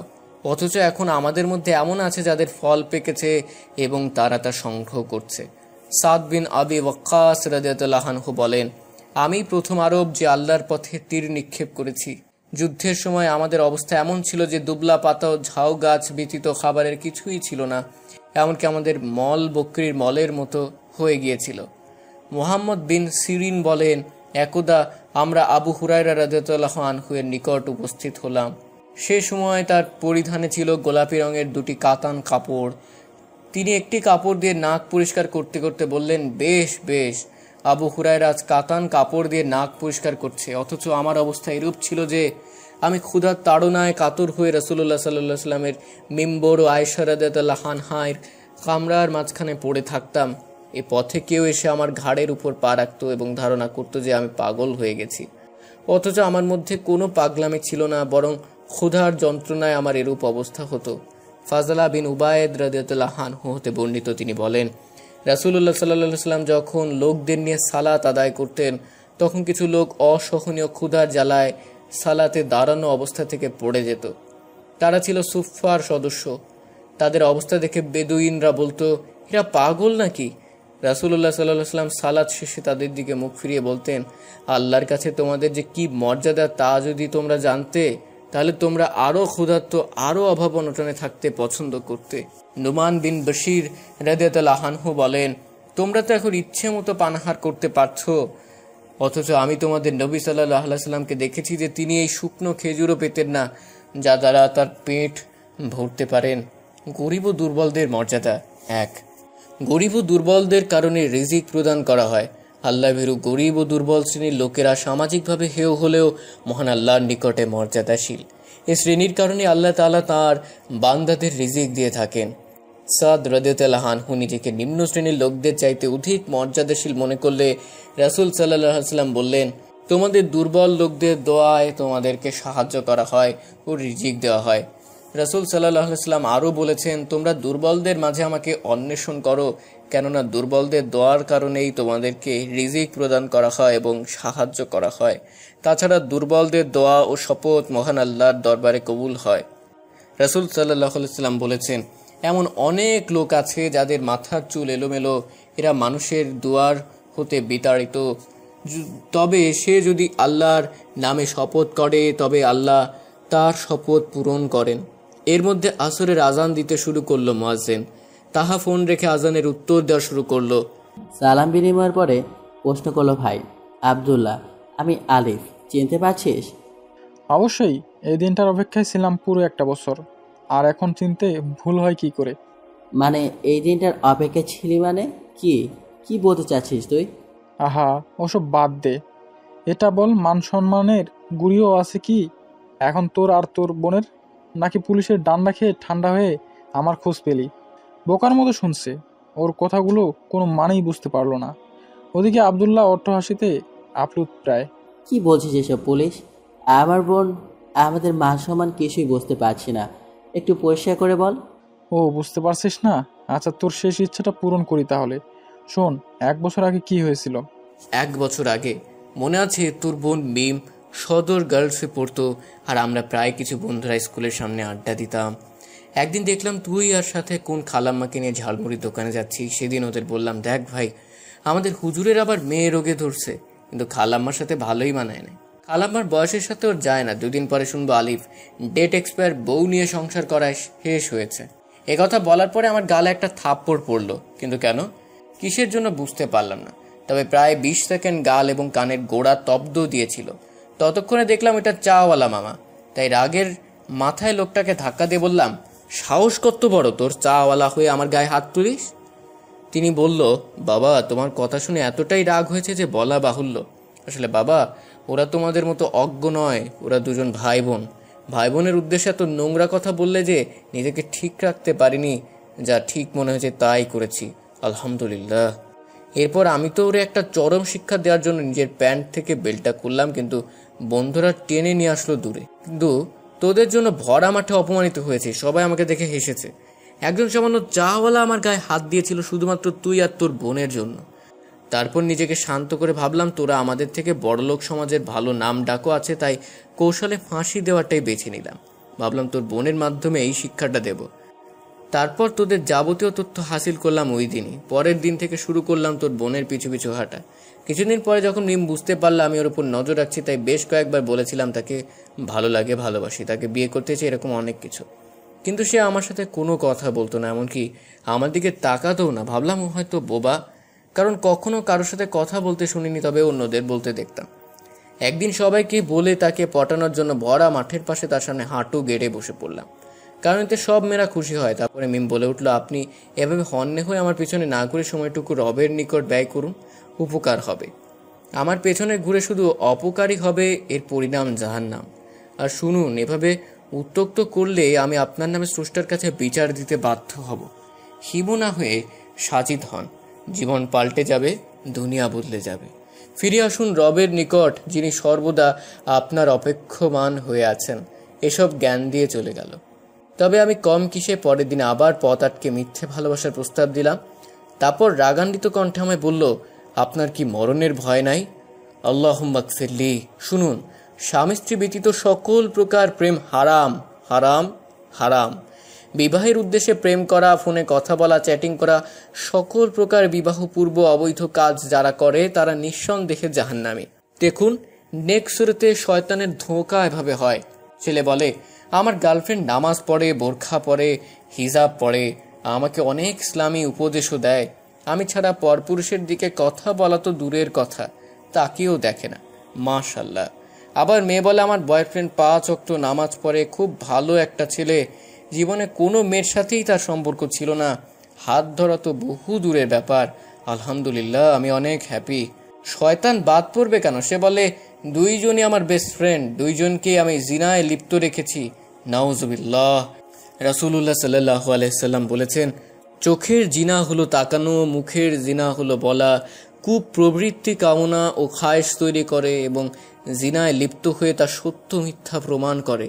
সহিহ বুখারী, হাদিস নং 5809। রাসূলুল্লাহ সাল্লাল্লাহু আলাইহি সাল্লাম আরও বলেছেন, কোনো পুরুষ কোনো নারীর সাথে নির্জনে মিলিত হলে নিঃসন্দেহে তাদের তৃতীয় জন হয় শয়তান, অর্থাৎ তখন শয়তান তাদের মনে কুমন্ত্রণা দেয়। জামে তিরমিজি, হাদিস 1171। অনেকেই বিয়ের নিয়তে প্রেম করে, বয়ফ্রেন্ড বা গার্লফ্রেন্ড দিনদার ভেবে প্রেম করে না। আমার পক্ষে এসব সম্ভব নয়। আর বিয়ে ছাড়া, বিয়ের আগে বা পরে পর পুরুষ পর নারী প্রেম হারাম। কাজেই শয়তানের নেক ধোকায় পড়তে চাই না। বিয়ের পূর্বে প্রেম বা বিয়ের পরে পরক্রিয়া সবই হারাম, যা শাস্তি খুব কঠিন। দুদিনের আনন্দ 1000 বছরের জাহান্নামের কারণ হবে। এসব হারাম সম্পর্কে লিপ্ত হব না।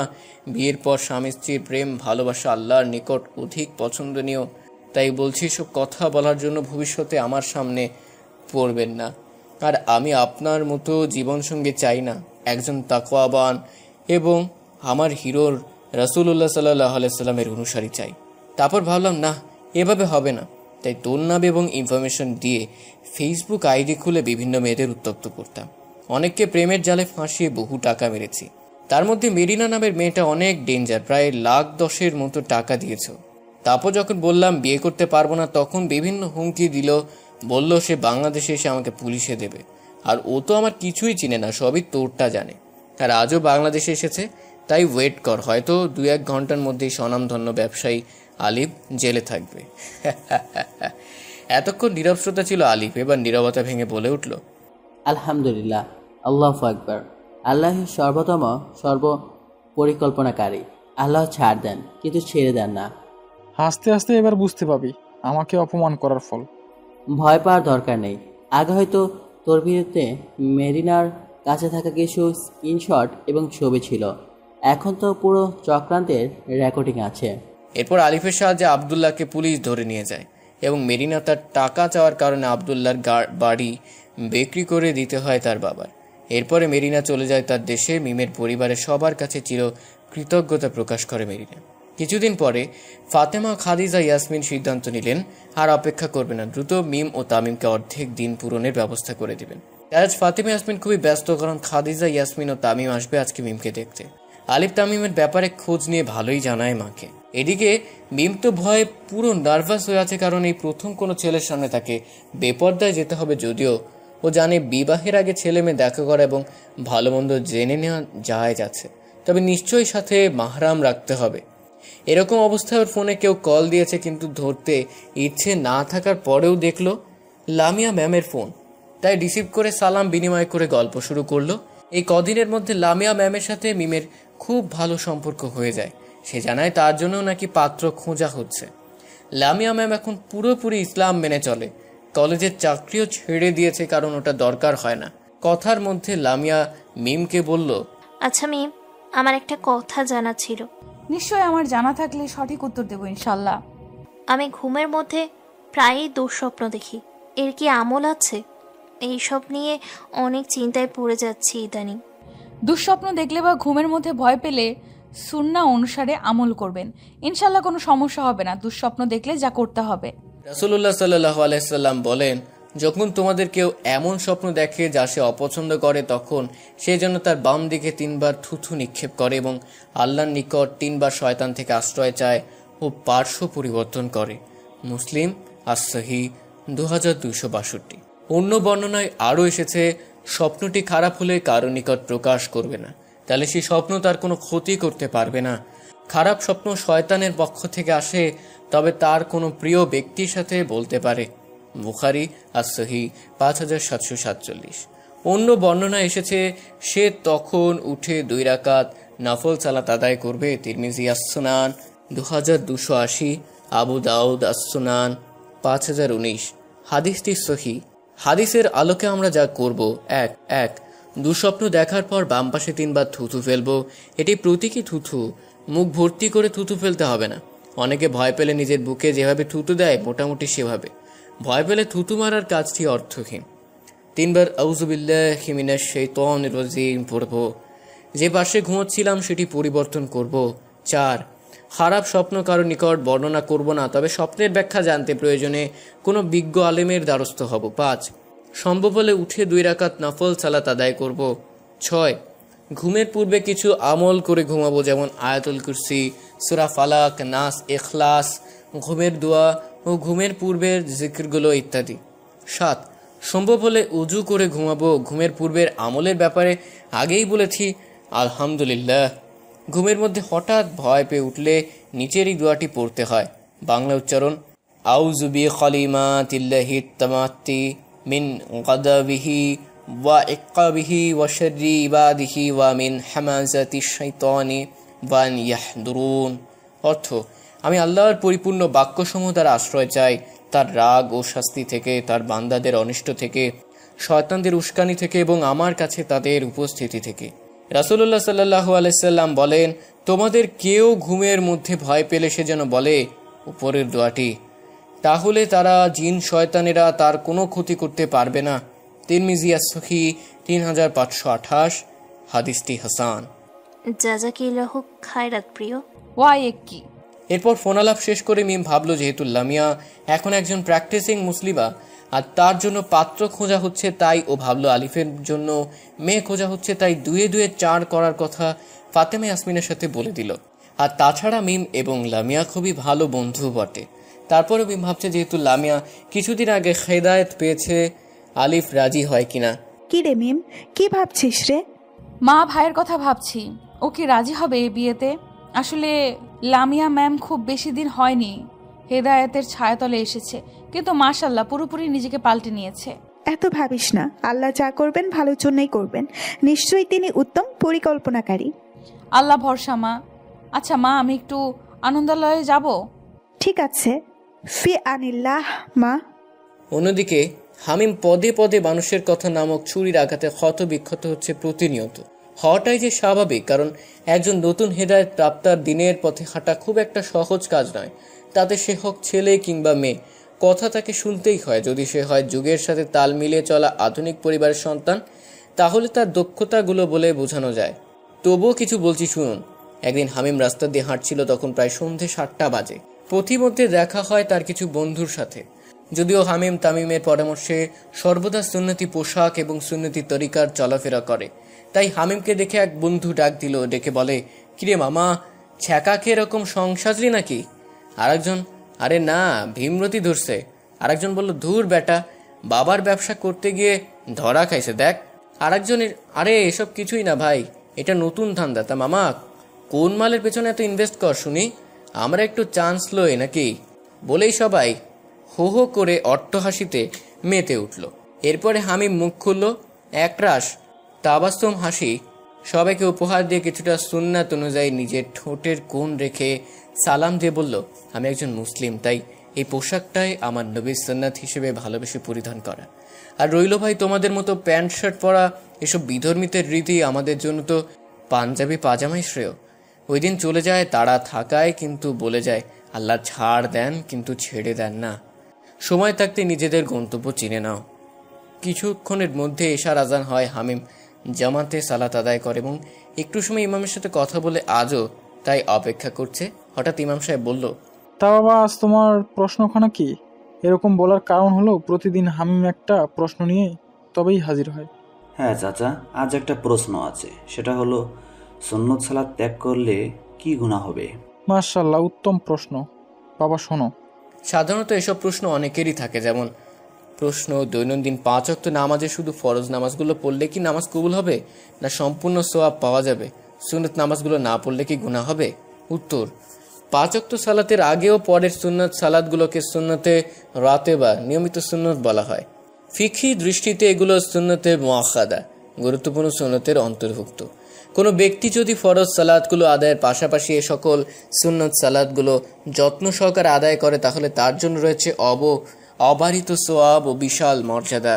কোনো ওজোর বশত আদায় না করলে গুনাহ হবে না, কিন্তু এগুলো নিয়মিত পরিত্যাগ করা বা সুন্নত পরিত্যাগ করাকে অভ্যেসে পরিণত করা অত্যন্ত বিপজ্জনক ও বিশাল সোয়াব থেকে বঞ্চিত হওয়ার কারণ, এতে কোনো সন্দেহ নাই।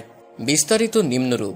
তালহা ইবনে উবাইদুল্লাহ রাদিয়াল্লাহু আনহু থেকে বর্ণিত, তিনি বলেন, নাজদবাসী এক ব্যক্তি রাসূল সাল্লাল্লাহু আলাইহি সাল্লামের কাছে এলো। তার মাথার চুল ছিল এলোমেলো। আমরা তার কথার মৃদু আওয়াজ শুনতে পাচ্ছিলাম, কিন্তু সে কি বলছিল আমরা তা বুঝতে পারছিলাম না। এভাবে সে কাছে এসে ইসলাম সম্পর্কে প্রশ্ন করতে লাগলো। রাসূলুল্লাহ সাল্লাল্লাহু আলাইহি সাল্লাম বললেন, দিন রাতে 5 ওয়াক্ত সালাত। সে বলল, আমার উপর এছাড়া আরো সালাত আছে কি? তিনি বললেন, না, তবে নফল আদায় করতে পারো। রাসূলুল্লাহ সাল্লাল্লাহু আলাইহি সাল্লাম বললেন, আর রমজানের সিয়াম? সে বলল, আমার উপর এছাড়া আরো রোজা আছে? তিনি বললেন, না, তবে নফল আদায় করতে পারো। বর্ণনাকারী বলেন, রাসূল সাল্লাল্লাহু আলাইহি সাল্লাম তার কাছে যাকাতের কথা বললেন। সে বলল, আমার উপর এছাড়া আর দেয় আছে? এ বললেন, না, তবে নফল হিসেবে দিতে পারো। উল্লেখ্য যে ফরজ ব্যতি রেখে যত সালাত আছে সবই নফল হিসেবে পরিগণিত। সহিহ বুখারী হাদিস নম্বর 44, অধ্যায় 2, ঈমান ইসলামিক ফাউন্ডেশন। উক্ত হাদিসের আলোকে আলমগণ বলেন, ফরজ ছাড়া অন্যান্য ইবাদত না করলেও আখিরাতের সাফল্য লাভ ও জাহান্নামের থেকে মুক্তি লাভের জন্য যথেষ্ট হবে। সুন্নত সালাত পরিত্যাগ করা অত্যন্ত ঝুঁকিপূর্ণ। কেবল ফরজ সালাতগুলোর উপর নির্ভর করা এবং সুন্নত, বিতর ইত্যাদিগুলো বাদ দেওয়া অত্যন্ত ঝুঁকিপূর্ণ। কেননা আমরা কেউই নিশ্চিত করে বলতে পারি না যে আমাদের ফরজ সালাতগুলো আল্লাহর নিকট 100% গৃহীত হচ্ছে। হতে পারে আমাদের ফরজ সালাতে বিভিন্ন দিক দিয়ে অপূর্ণতা, ত্রুটি, বিচ্যুতি ও ঘাটতি থেকে যায়, বরং ভুল ত্রুটি থাকার সম্ভাবনাই 100%। অথচ হাদিসে এসেছে আল্লাহ তাআলা ফরজ সালাতের ঘাটতি পূরণ করবেন ফরজ ছাড়া অন্যান্য সালাতের মাধ্যমে। যেমন নিম্নোক্ত হাদিস আবু হুরায়রা রাদিয়াল্লাহু আনহু থেকে বর্ণিত, তিনি বলেন, রাসূলুল্লাহ সাল্লাল্লাহু আলাইহি সাল্লাম বলেছেন, অর্থাৎ কিয়ামতের দিন সর্বপ্রথম বান্দার নামাজের হিসেব নেওয়া হবে। যদি সে সঠিক হিসাব দিতে পারে তবে কৃতকার্য হয়ে যাবে, আর যদি ব্যর্থ হয় তবে ক্ষতিগ্রস্ত ও ধ্বংস হয়ে যাবে।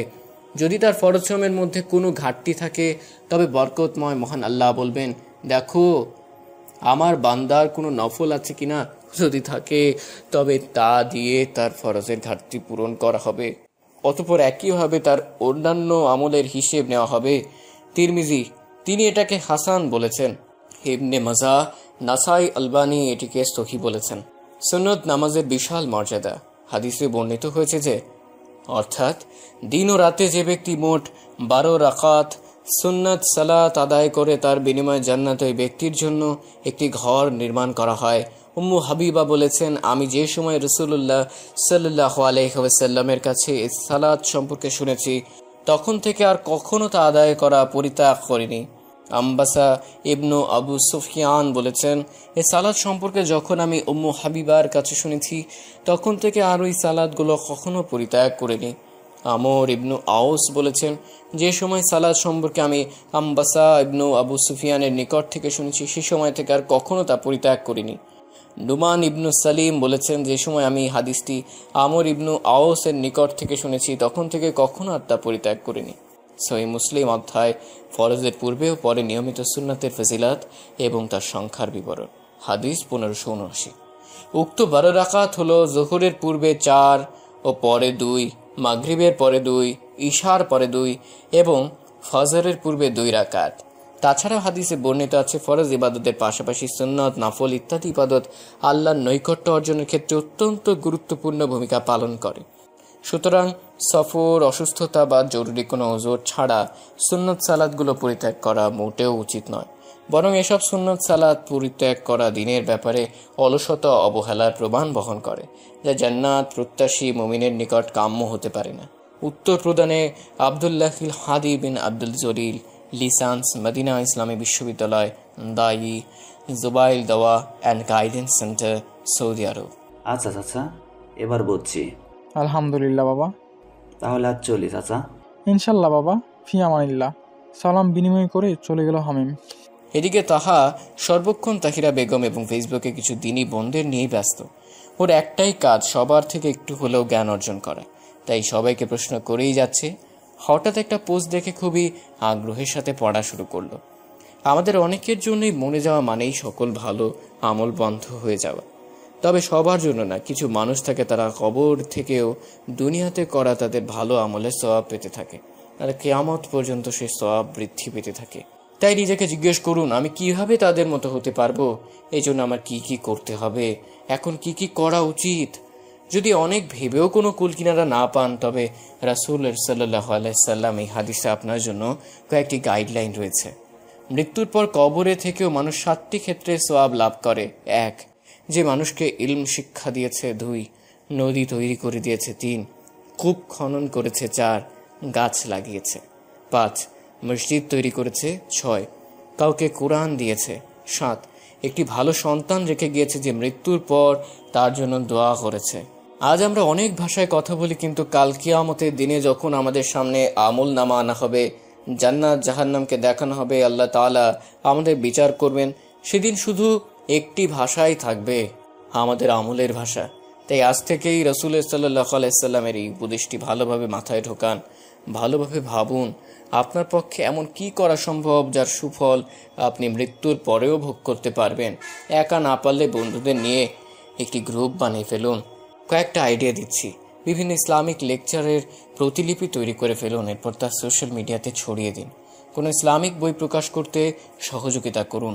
যদি আপনি লিখতে ভালোবাসেন তাহলে নসিহামূলক একটি বই লিখে ফেলুন। তবে সাধারণ মানুষের উচিত কোনো বিজ্ঞ আলেমকে দিয়ে বইটিতে কোনো ভুল আছে কিনা তা যাচাই করিয়ে নেওয়া। কোনো তলিবুল ইলমকে অর্থ দিয়ে সহায়তা করুন। ছেলে মেয়েদের এমনভাবে মানুষ করুন যেন তারা বড় হয়ে খালিদ বিন ওয়ালিদ রাদিয়াল্লাহু আনহু, সালাউদ্দিন আইয়ুবী রাহমাতুল্লাহি আলাইহি এর মতো হিরো হয়। তারা এই উম্মার জন্য লড়ে। আপনার জন্য তখন শুধু তারা না, পুরো উম্মাই দোয়া করবে। একাডেমিক ব্যাকগ্রাউন্ড ভালো থাকলে কোনো ইসলামিক স্কুলে সময় দিন। সম্ভব না হলে অর্থ দিয়ে সহায়তা করুন। সবাই মিলে একটি এতিমখানা তৈরি করার চেষ্টা করুন। প্রয়োজনীয় এলাকার বিত্তবানদের সাহায্য নিন। একটি ইয়ুথ ক্লাব বানিয়ে ফেলুন। তবে সেখানে ভালো পরিবেশ রাখবেন, খেয়াল রাখবেন তরুণরা যেন সেখানে এসে কিছু শিখতে পারে। একটি ইসলামিক ওয়েবসাইট তৈরি করতে পারেন যেখানে মানুষ ইসলাম সম্পর্কে বিশুদ্ধ জ্ঞান পাবে। সবাইকে সাথে নিয়ে কোনো আলেমের সংস্পর্শে থাকতে পারেন। কে জানে, একটি লেকচারই হয়তো বহু মানুষের জীবন বদলে দিতে পারে। মানুষের মধ্যে বিবাদ মেটানোর জন্য হেল্পফুল ফুজুলের মতো একটি সংস্থা খুলে ফেলতে পারেন। বিভিন্ন ইসলামিক বই সবাইকে গিফট করতে পারেন।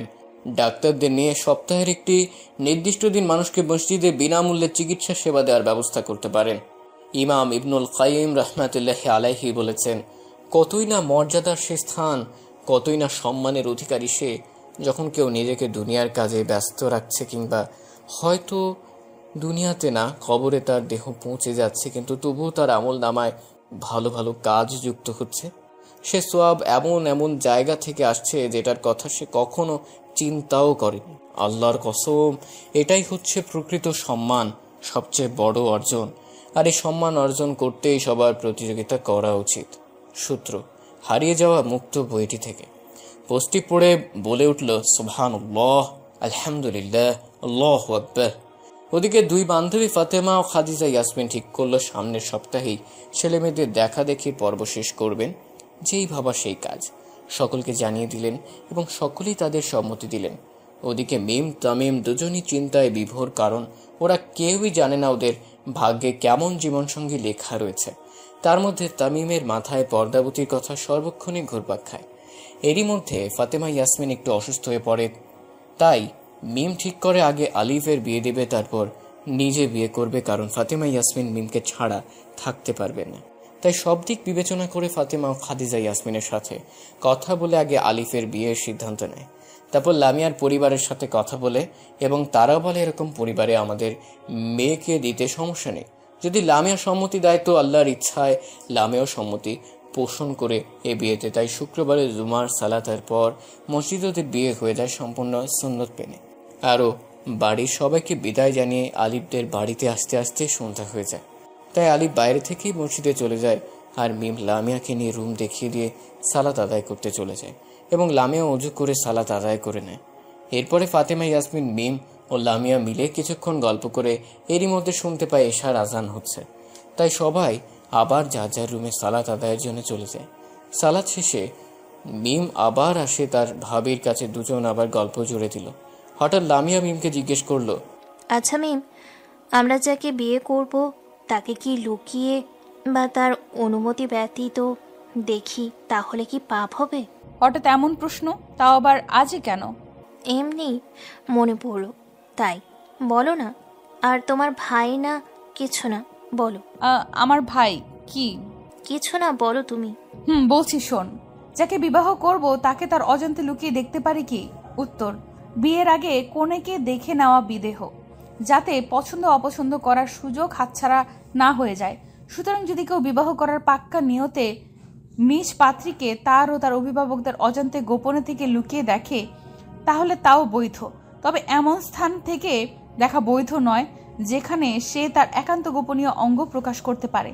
অতএব স্কুলের পথে বা কোনো আত্মীয়ের বাড়িতে থেকেও দেখা যায়। প্রিয় নবী সাল্লাল্লাহু আলাইহি সাল্লাম বলেন, যখন তোমাদের কেউ কোনো রমণীকে বিবাহের প্রস্তাব দেয় তখন যদি প্রস্তাবের জন্যই তাকে দেখে তবে তা দূষণীয় নয়, যদিও রমণী তা জানতে না পারে। সহিহা 97। সাহাবী জাবের বিন আব্দুল্লাহ বলেন, আমি এক তরুণীকে বিবাহের প্রস্তাব দিলে তাকে দেখার জন্য লুকিয়ে থাকতাম। শেষ পর্যন্ত আমি তার সেই সৌন্দর্য দেখলাম যে আমাকে বিবাহ করতে উৎসাহিত করলো। অতঃপর আমি তাকে বিবাহ করলাম। সহিহা 99। শুকরান ননদিনী। তোমাকেও। এরপর আরিফ চলে এলো এবং ফাতেমা ইয়াসমিন ও রাতে খাবার খেতে ডাকলেন সবাইকে। তাই সবাই খেতে আসলো। তখন ফাতেমা ইয়াসমিন খাবার বাড়তে বাড়তে বলল যে খাদিজা ইয়াসমিন তার অপেক্ষা করতে চায় না, পরশুই তারা দেখা দেখির কাজ শেষ করতে চায়। এরপর আলিফকে বলল, কি বলিস তুই? আমি কিন্তু সম্মতি দিয়ে দিয়েছি, কারণ ওদের আর কত অপেক্ষা করব। তাছাড়াও মিমেরও কোনো সমস্যা নেই যেহেতু। ঠিক আছে মা, ভালোই করেছে। ঠিক ভুল বিবেচনা করা লাগবে না। ওই দিন বাসায় থাকবি কেমন? ইনশাল্লাহ। তারপর সবাই খাওয়া শেষ করে যার যার রুমে চলে আসলো। এসেই বিম কোরআন নিয়ে বসলো, কারণ আজকের ভাইয়ের বিয়ের জন্য কোরআন পড়তে পারেনি ইচ্ছে মতো, কারণ অনেক ব্যস্ত ছিল। তাই কোরআন পড়া শেষ করে দ্রুত ঘুমিয়ে গেল, কারণ তাহাজ্জুদের সময় আবার না হয় জাগতে পারবে না। ওদিকে তাহার মাও তাহার জন্য একজন ভালো পাত্রের খোঁজ করছে। তবে তাহার এক কথা, পাত্রের ইসলাম প্রিয় সুন্নতি বেশভূষা হতে হবে। তাহা প্রায় সময় ফেসবুকে সময় দেয়, কারণ ওখান থেকে ও অনেক কিছু শিখতে পারে। তাই এখনও নিউজফিডে ঘুরে ঘুরে দেখছে, হঠাৎই দেখতে পেল এমন একটি পোস্ট, ইচ্ছে পূরণের সালাতুল হাজত। সালাতুল হাজত পড়ার নিয়ম। কোনো হালাল চাহিদা পূরণের জন্য আল্লাহর সন্তুষ্টির উদ্দেশ্যে 2 রাকাত নফল সালাত আদায় করাকে সালাতুল হাজত বলা হয়। ইবনু মাজাহ হাদিস নং 1385। কখন পড়বেন? কোনো কিছু প্রয়োজন হলে কিংবা শারীরিক মানসিকভাবে কোনো দুশ্চিন্তা দেখা দিলে নামাজ পড়তে হয়। নিষিদ্ধ সময়। সালাতুল হাজত নিষিদ্ধ ওয়াক্ত ব্যতীত যে কোনো সময় পড়তে পারেন। 3 সময় নামাজ পড়া মাকরুহ। 1. সূর্য যখন উদিত হতে থাকে এবং যতক্ষণ না তার হলুদ রং ভালোভাবে চলে যায় ও আলো ভালোভাবে ছড়িয়ে পড়ে। 2. ঠিক দ্বিপ্রহরের সময় যতক্ষণ না তা পশ্চিম আকাশে ঢলে পড়ে। 3. সূর্য হলুদ বর্ণ ধারণ করার পর থেকে সূর্যাস্ত পর্যন্ত। নিয়ম। নির্দিষ্ট কোনো নিয়ম নেই। হাজতের নিয়তে অন্যান্য নামাজের মতোই 2 রাকাত নফল নামাজ আদায় করবেন। করণীয়। অন্যান্য নামাজের মতো উত্তমভাবে ওযু করে 2 রাকাত নফল নামাজ পড়বেন। নামাজ শেষে সালাম ফেরানোর আগে প্রয়োজনের বিষয়টি খেয়াল করবেন। এই দোয়া পড়বেন মোনাজাত ইনশাআল্লাহ। উচ্চারণ: রব্বানা আতিনা ফিদ দুনিয়া হাসানা ওয়া ফিল আখিরাতি হাসানাত ওয়া কিনা আযাবান নার। অথবা উচ্চারণ: লা ইলাহা ইল্লাল্লাহুল হালিমুল কারীম সুবহানাল্লাহি রাব্বিল আরশিল আযীম আলহামদুলিল্লাহি রাব্বিল আলামিন আসআলুকা মুজিবাতি রাহমাতিক ওয়া যাইমা মাগফিরাতিক ওয়াল গানিমাতা মিন কুল্লি বিররি ওয়াস সালামাতা মিন কুল্লি ইসমিন লা তাদআলি ذنبا إلا غفرته ولا هما إلا فرجته ولا حزنا هي لك رزقا إلا قضيتها يا أرحم الراحمين। তিরমিজি মিশকাত হাদিস 873। আবু দাউদ 1319 সালাত অধ্যায় 2। এভাবেই সময়ের গতিতে সময় চলে গেল এবং আজ মিমকে দেখতে আসবে খাদিজা, ইয়াসমিন ও তামিম। তাই মিম খুবই বেহাল অবস্থার মধ্যে আছে। সবাই খুব ব্যস্ত তাদের আপ্যায়ন খাতিরদারিতে, যাতে কোনো কমতি না হয়। অপেক্ষার প্রহর শেষে চলে এলো তামিম ও তার মা মিমদের বাসায়। যেহেতু পূর্ব পরিচিত তাই অত কথা না পেঁচিয়ে সোজা মিমের সম্মতিতে তামিমকে নিয়ে আদিত মিমের রুমে এলো। মিম সাজতে পছন্দ করে না, কারণ ও আল্লাহর দেওয়া সৌন্দর্য দিয়েই গর্বিত। আরও চায় না কাউকে মেকআপ করে ধোঁকা দিতে। তাই একটা সাদা রঙের গাউন এবং সাদা হিজাবে নিজেকে আবিষ্কার করেছে আজকের জন্য। দরজার পাশে দাঁড়িয়ে আলিফ বলল, মিম আসবো? হ্যাঁ আস। তামিম: এ আমার বোন মিম। আর মিম এ তামিম, খাদিজা আন্টির ছেলে। আসসালামু আলাইকুম। ওয়ালাইকুম আসসালাম ওয়া রাহমাতুল্লাহ। আচ্ছা তোরা কথা বল, আমি বেলকনিতে গিয়ে বসি। আচ্ছা ভাইয়া। এরপর আলিফ চলে যায় এবং মিম ও তামিম দুজনই নীরবতা পালন করতে ব্যস্ত হয়ে পড়ে। কেউ কারোর দিকে তাকাচ্ছেও না। অবশ্য তামিম একবার মিমকে দেখে নিল এবং দেখা মাত্রই পছন্দ হয়ে গেল। তাই নীরবতা ভেঙে আলহামদুলিল্লাহ বলে বাধ্য হয়ে তামিম মিমকে প্রশ্ন করে, আপনি কেমন আছেন? আলহামদুলিল্লাহ আলা কুল্লি হাল। আপনি? আলহামদুলিল্লাহ। আপনি বরিশাল পলিটেকনিক কলেজে পড়েন, কোন ডিপার্টমেন্টে? ইলেকট্রোমেডিক্যাল। আপনার কি এই বিয়েতে সম্মতি আছে? এবার মিম মাথা তুলে তাকালো এবং মনে মনে মাশাআল্লাহ বলে উঠল। না। একটা কথা বলবো? জি বলুন। আপনার কণ্ঠস্বরটা খুবই পরিচিত লাগছে এবং যার সাথে পরিচিত তাকেও আমি চিনি না, তবে রহস্যজনকভাবে কয়েকবার দেখা হয়েছে। ও আচ্ছা, আপনি কি কুমারী বা ভার্জিন? অনেকেই ভুলটা করে থাকেন, বিয়ের আগে প্রশ্ন করে না যার সাথে বিয়ে হচ্ছে সে কুমারী কিনা। এটা নিয়ে পরবর্তীতে নানান সমস্যার সম্মুখীন হতে হয়। তাই আগেই ব্যাপারে জেনে নেওয়া উচিত, কারণ এটা জানার অধিকার ওই ভাইটি রাখে। আর বোন, আপনাকে বলছি, এরকম প্রশ্ন করা মানে লজ্জার কিছু নয়। সত্যিটা জানার অধিকার সে রাখে, যাতে পরবর্তীতে সমস্যা না হয়। তাই সকল ভাই বোনদের কাছে অনুরোধ, অন্তত যাকে জীবনসঙ্গী বানাতে চান তাকে কখনোই মিথ্যে বলবেন না এই ব্যাপারে। আর ভাই প্রশ্ন না করলেও আপনি যদি কুমারী না হয়ে থাকেন তাহলে নিশ্চয়ই সেটা বিয়ের আগে ভাইটিকে জানিয়ে দেওয়া আপনার দায়িত্ব বোন, কারণ সে আপনার সত্যি জেনে যদি আপনাকে গ্রহণ করে তাহলেই আপনি সফল। জি আমি আলহামদুলিল্লাহ কুমারী। আলহামদুলিল্লাহ। আমার কিছু জানা নেই, আপনার কিছু জানা থাকলে বলেন। স্বামী স্ত্রী বলতে কি বোঝেন? স্বামী স্ত্রী হচ্ছে একে অপরের পোশাক স্বরূপ। এত অল্প বয়সে বিয়ে করতে চাচ্ছেন কেন? আমি কখন মারা যাব জানি না, তাই আমার অর্ধেক দিনকে পূর্ণ করার জন্য এবং স্ত্রীকে সঙ্গে নিয়ে অনেক সুন্নাত আদায় করার আছে, তাই। আলহামদুলিল্লাহ, শুক্রিয়া। আর কিছু জানার নেই। মিম, তামিম আসবো? হ্যাঁ ভাইয়া আসুন, কথা শেষ, নিচে চলুন। এরপরে তামিম নিচে গিয়ে খাদিজা ইয়াসমিনের কাছে বলে তার পছন্দ হয়েছে, এবং লামিয়ার কাছে মিমও একই কথা বলে। যেহেতু সবকিছু আগে থেকেই ঠিক করা, তাই সামনের শুক্রবারে ওদের বিয়ে তারিখ নির্ধারণ করা হয়। তারপর তামিমরা চলে যায়। এদিকে হামজা এসে মিমকে বলে, এই ছেলেটা সেই ছেলে যার সাথে ক্লিনিকে ধাক্কা খেতে খেতে বেঁচেছে এবং হাত কেটেছে। তারপরে মিম বলল, আগে বলিসনি কেন? তুমি শোনোনি? বলতে চেয়েছিলাম। যাই হোক, বাদ দে।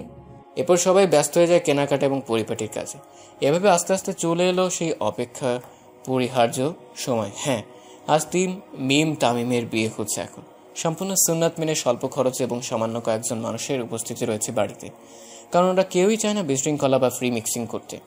এরপরে সবার কাছ থেকে যখন বিদায় নিচ্ছে তখন আবার আমি দেখলো তার পর্দাবতীকে, কিন্তু মানুষের মধ্যে কিছু বলতেও পারছে না, আর পুরোপুরি বোঝাও যাচ্ছে না এটাই সেই পর্দাবতী কিনা। তাই চুপ থাকলো। বাসায় চলে এলো তামিমের সবাই। এখন বিম তামিমের রুমে তার টেবিলে বসে বই দেখছে। হঠাৎ তামিম সালাম দিয়ে প্রশ্ন করলো, সালামের উত্তর দিয়ে আসুন। বসুন, দাঁড়াতে হবে না, আর আমার কাজ আছে, বসুন। কি কাজ? আমি কি আপনার কপালে হাত রাখতে পারি একটু? জি নিশ্চয়ই। আমি একটি দোয়া পড়ব যা নতুন স্ত্রীর সাথে প্রথম সাক্ষাতের সময় তার কপালে হাত রেখে পড়তে হয়। অর্থ, হে আল্লাহ, আমি আপনার নিকট এই বিবির কল্যাণ এবং যে কল্যাণের উপর তাকে সৃষ্টি করেছেন তা প্রার্থনা করছি, এবং বিবির অনিষ্টতা এবং সে যে অনিষ্টতার উপর তাকে সৃষ্টি করেছেন তা থেকে পানাহ চাচ্ছি। আমিন।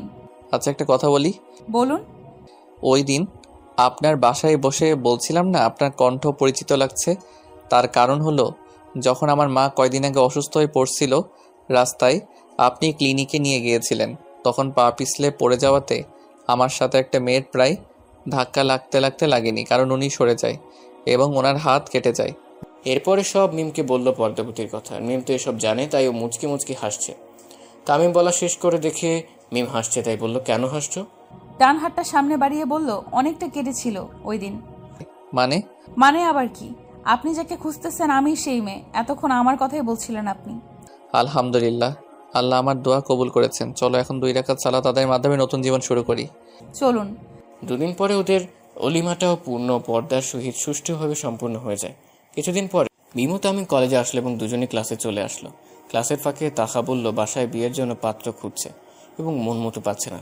তারপর ক্লাস শেষে বাসায় এসে তাহার কথা চিন্তা করছে মিম। তখন তামিম বলল, কি ভাবছো? এখন মিম তামিমকে সব বললো। এরপর তামিম মিমকে হামিমের কথা বলল। মিম বলল, তাহলে তো ভালোই হয়। এরপর হামিম ও তাহার বিয়েটাও হয়ে গেল। 16 বছর পরে। মিম কোথায়? তুমি দ্রুত আসো, তোয়া সাবার ফেরার সময় হয়ে গেছে, তাও আনতে যেতে হবে।